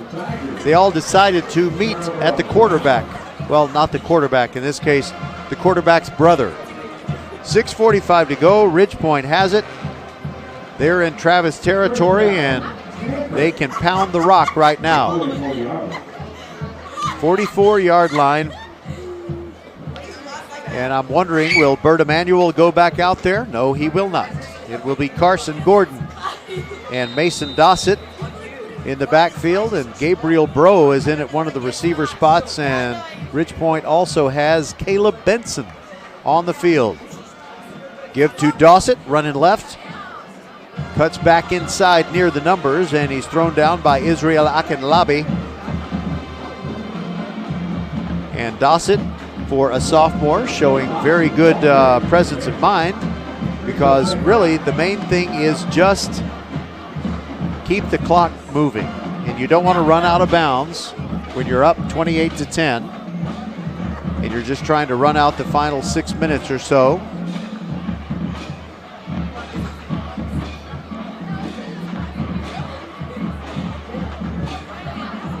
Yep, Caleb Benson is that receiver over on the left side. The slot receiver is Pisapia on the left side. And on the right side, it's Gabriel Bro. And Carson Gordon throws a quick one to Bro. Turns in, downed at the 35-yard line, and a flag comes in late. I have no idea what that could be. You had Ashton Oliphant and Dominic Njoku combining on the tackle. I have a feeling it's a personal foul on the tackle, although I've got to confess I didn't notice anything particularly egregious, which is, I don't know why, but egregious is one of my favorite words. I just love it.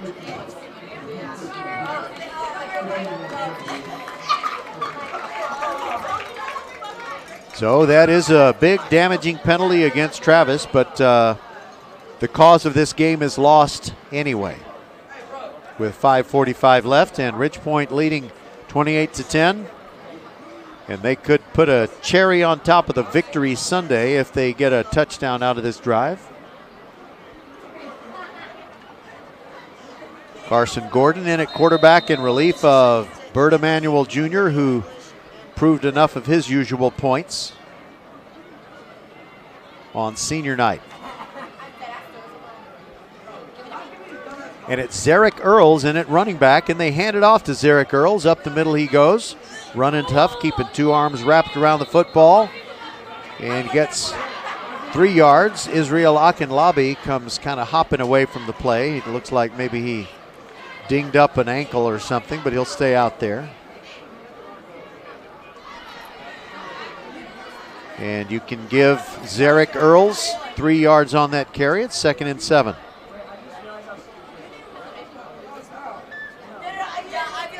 Gordon ahead of Earls in the pistol formation, looking over at the sideline. They let the play clock tick down. It's at 12. Ryan Phillips in as a blocking back. 2nd down and 7. There goes Earls off the right side. Thomason Olaroon Femi makes the tackle for Travis. 1 yard shy of the first down. It'll be 3rd and short near the 11 for the Panthers. We're under 4.5 minutes to go.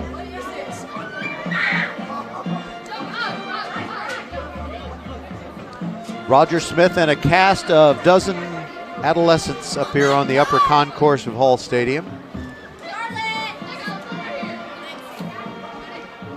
A pom-pom just flew over my head. 3rd down and short. Carson is going to throw it. He rolls to his right, looking end zone, throws late to Zarek Earls, and it's incomplete. So that'll leave him with a 4th and 2, and I wonder if they will try a field goal at this point. No, it looks like the offensive coordinator for Ridgepoint, Stephen Goodwin, is talking to Carson Gordon. So there will be an offensive play run on 4th and 2 with 3:58 to go. No, there will be a field goal attempt. Now they change their minds, and Holden Gray goes out there for what will be a 29-yard field goal attempt from the right hash. Correction, Holden Gray started to go out there, and now it's Austin Bowen, and now we got a timeout, Ridgepoint. We'll be back. Archer Volkswagen showroom is open, and our team's excited to help you. Visit our sales department Monday through Saturday from 9 a.m. to 9 p.m. Or bring your car in for service from 7 a.m. to 7 p.m. Monday through Friday, and Saturdays from 9 a.m. to 2 p.m. We're closed on Sundays to rest and recharge with our families, so we can serve you well through the week. We hope to see you soon. Okay, Ridgepoint is going to go out there and attempt a field goal that would make it 31-10. And so there aren't too many things that are still in question here. I guess the final score is in question. That's one of the things. And let's see, what else?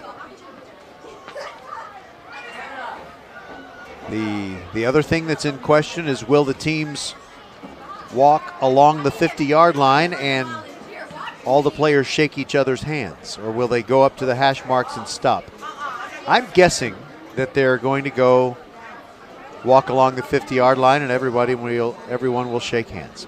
Austin Bowen is out there to kick the field goal for Ridgepoint. Carson Gordon to hold.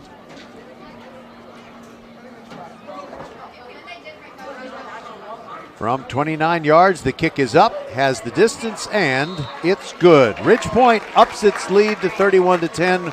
We'll be back on VypeFortBend.com.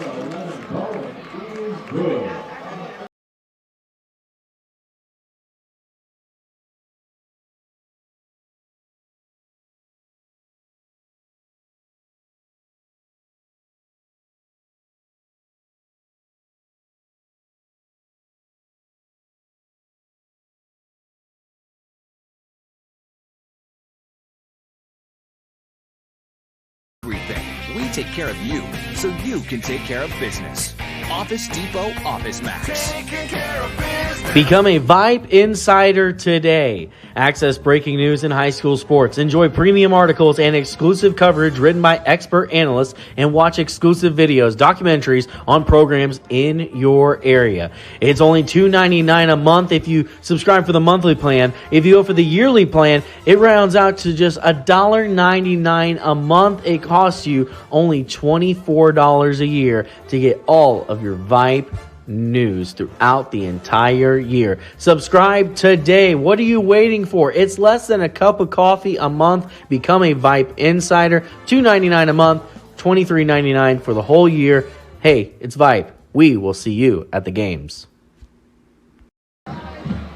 Austin Bowen's field goal made it 31-10 Ridgepoint, and now he will kick off. You know, Dominic Njoku would like to grab this football and take it all the way back, but it's going to be one of those short kicks. Carmelo Ratliff from the 25-yard line. He wants to do something with it, and he does get across the 35 to the 36 before a bunch of Ridgepoint players push him back. But now the scrum keeps moving forward, and finally the play ends, and he takes it all the way to the 40. Great effort by Carmelo Ratliff, and the tackle for Ridgepoint is number 40, who's not on the roster. Or is he? No, he's not. I don't know who number 40 is for Ridgepoint, but I know he made the tackle on the kickoff. Well, he had a part of the tackle. I think a half a dozen players were in on the tackle. 1st and 10, Travis just trying to add a score or two in the final 3:36.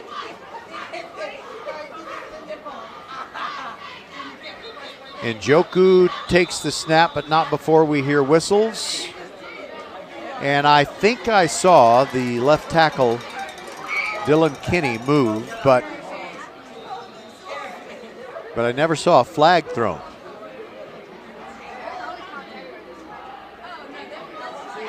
I'm still looking around for a flag, and I don't see the yellow fabric anywhere on the field. Okay, well, it's a penalty on Ridgepoint for a substitution infraction. I think they had 12 players out there.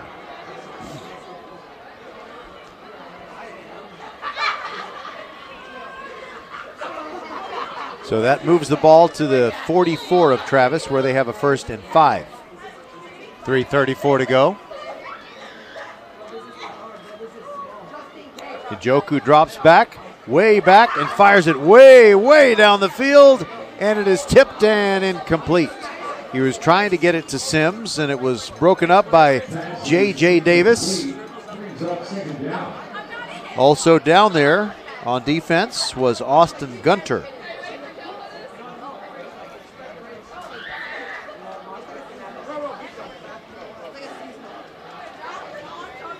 I usually like to just promote, tell you about the games we have coming up, but other than Clements Bush, nothing is sure on the football side. Fake handoff, and Njoku keeps it, runs on the right side, picks up the 5 yards he needed, plus 5 more, runs out of bounds with 3:15 to go, and it's a 1st down for Travis. I miss my buddy Patrick Kinnick, but he's over on the Travis side, watching his son Sam in his final regular season game.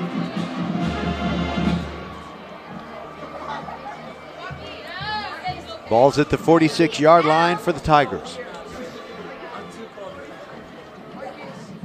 Njoku calls for the snap, drops back, throws near the near sideline, got Sims inside the 20, makes a cut, and goes down at the 2.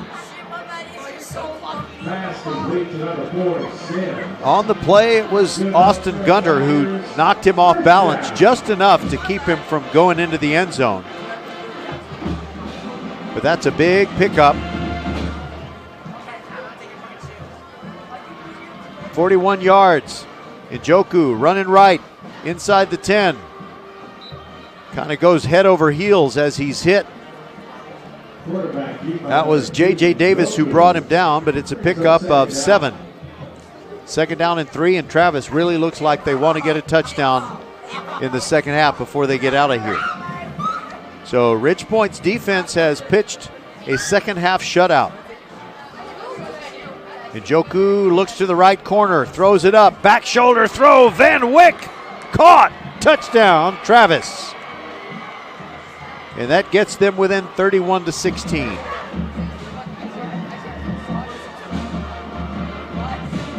You know, that was the perfect back shoulder throw, and Van Wyck did everything right, including maybe just a little bit of a push off. Not much, just a little. And he got away with it, which I guess is all that matters. Antonio Rubio to add the extra point kick. Ridgepoint moved. No flag. Kick is in the air. Good job, officials, keeping that flag in your pocket. It was completely unnecessary. The kick is good. It's 31-17. We'll be back. You work hard, so you deserve the good things in life, like getting an amazing deal on awesome internet. That's why there's never been a better time to switch to Xfinity. Get the fast and reliable internet you deserve for $19.99 a month for 12 months with a 1-year contract. And for the first time ever, ask how to get 12 times the speed for the same internet price when you add Xfinity Mobile. Just imagine. Faster downloads, more streaming, the possibilities are endless. That's more speed and more value for the same price. Oh yeah, and for a limited time, ask how to get $300 back. So what are you waiting for? Sign up now, because you deserve awesome internet. Go to Xfinity.com, call 1-800-XFINITY, or visit a store today. Requires paperless billing and autopay. Ends 11/21/21. Restrictions apply. New Connect Internet 50 megabits per second customers only. Equipment, taxes, and fees extra and subject to change. After term, regular rates apply. Okay, so we're kind of expecting an onside kick here. Travis is kind of lined up normally like they do, but I have a feeling they might do a little shift right before Rubio runs up to the football. Looks like he intends to kick it to the right. Here's the kick. Big hop, And it gets loose, but it goes out of bounds before Travis can secure it. That means Ridge Point will take over. They had Dominic Njoku streaking down the sideline, and he almost grabbed it. But, you know, the one thing that it seems like, we didn't have it happen there. We almost did. But an offensive, the kicking team will recover an onside kick. And then they'll run with it. And the announcer will get all excited.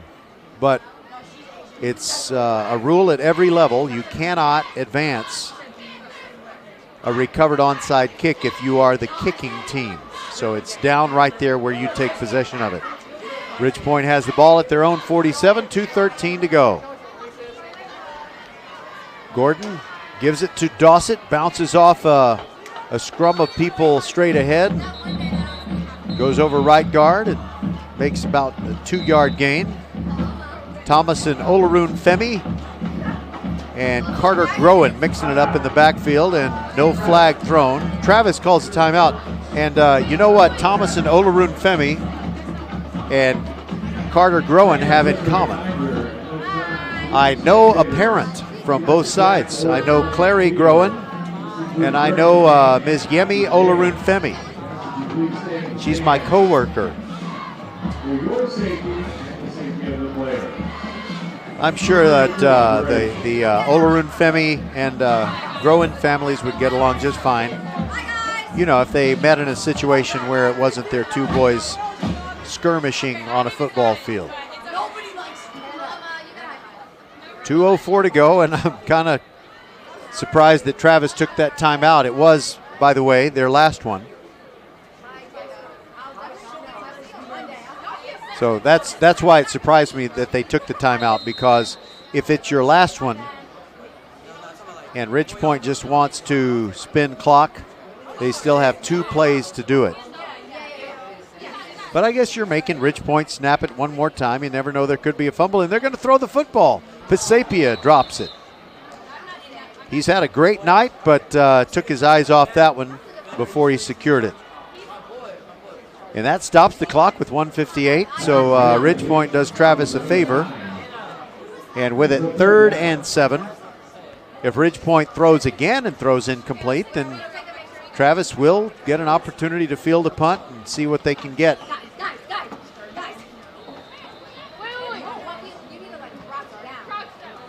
Youth. Okay, here we go. Ridge Point. 3rd and 7. Dossett in motion, empty backfield. Gordon throws it to Dossett, had to come back for it. 40-yard line, 35-30, down the near sideline, hurdles a man and gets inside the 20. An exciting play by the sophomore, Mason Dossett. It's a first down at the 18, and I think that's where Ridge Point will start running the clock out.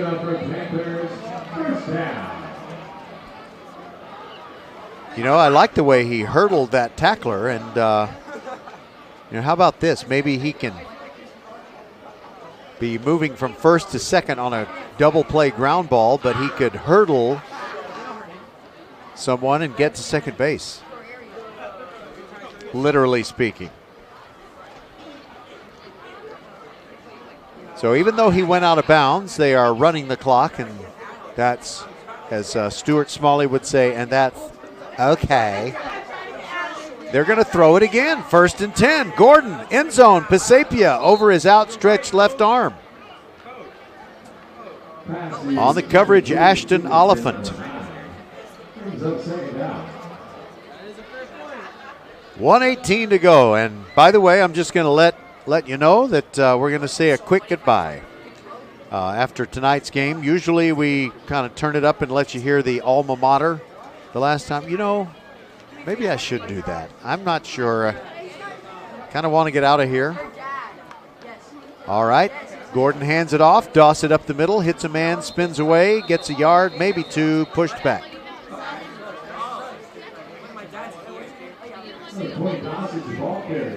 Third down and 8 to go, as if the down and distance means anything. We are now under a minute to play.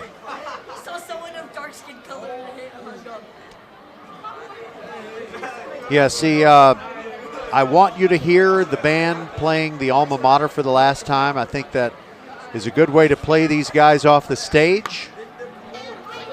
Two fine teams completing excellent seasons that will continue in the postseason. I'd rather you hear the music. I don't want you to hear the conversation. Give to Dossett, running right, bulldogged in the backfield, and it's the first play he's had an opportunity to make tonight, but Kendrick Taylor, the senior defensive lineman, makes a tackle for loss, and we're under 18 seconds to go, and I believe that's going to be that. No more plays, and Ridgepoint and Travis will wish each other well in the playoffs, and the Ridgepoint Panthers come away with a victory, 31-17, undefeated in district, 7 straight. They are 9-1 on the year, and they are ready to enter the playoffs against Seven Lakes. And the two teams are walking parallel to the 50-yard line and shaking hands. None of this just waving at each other stuff after slamming into each other for 2.5 hours. All right, this has been fun. So for Trey Grubb, the entire VypeFortBend.com team, everyone at Vype Live, we thank you so much for all your support this season, and we hope that the best is yet to come. We know that Ridgepoint, Hightower, and Marshall all have pretty high playoff aspirations. Our final score again, 31-17, and we will say goodnight from here at Hall Stadium, and we will talk to you at 5:45 p.m. with the game between Clements and Bush. So important for Clements to win to try to avoid playing Katy in round 1, and Bush just needs to win to absolutely secure their playoff spot. Roger Smith saying good night and God bless from Hall Stadium, and we will talk to you tomorrow.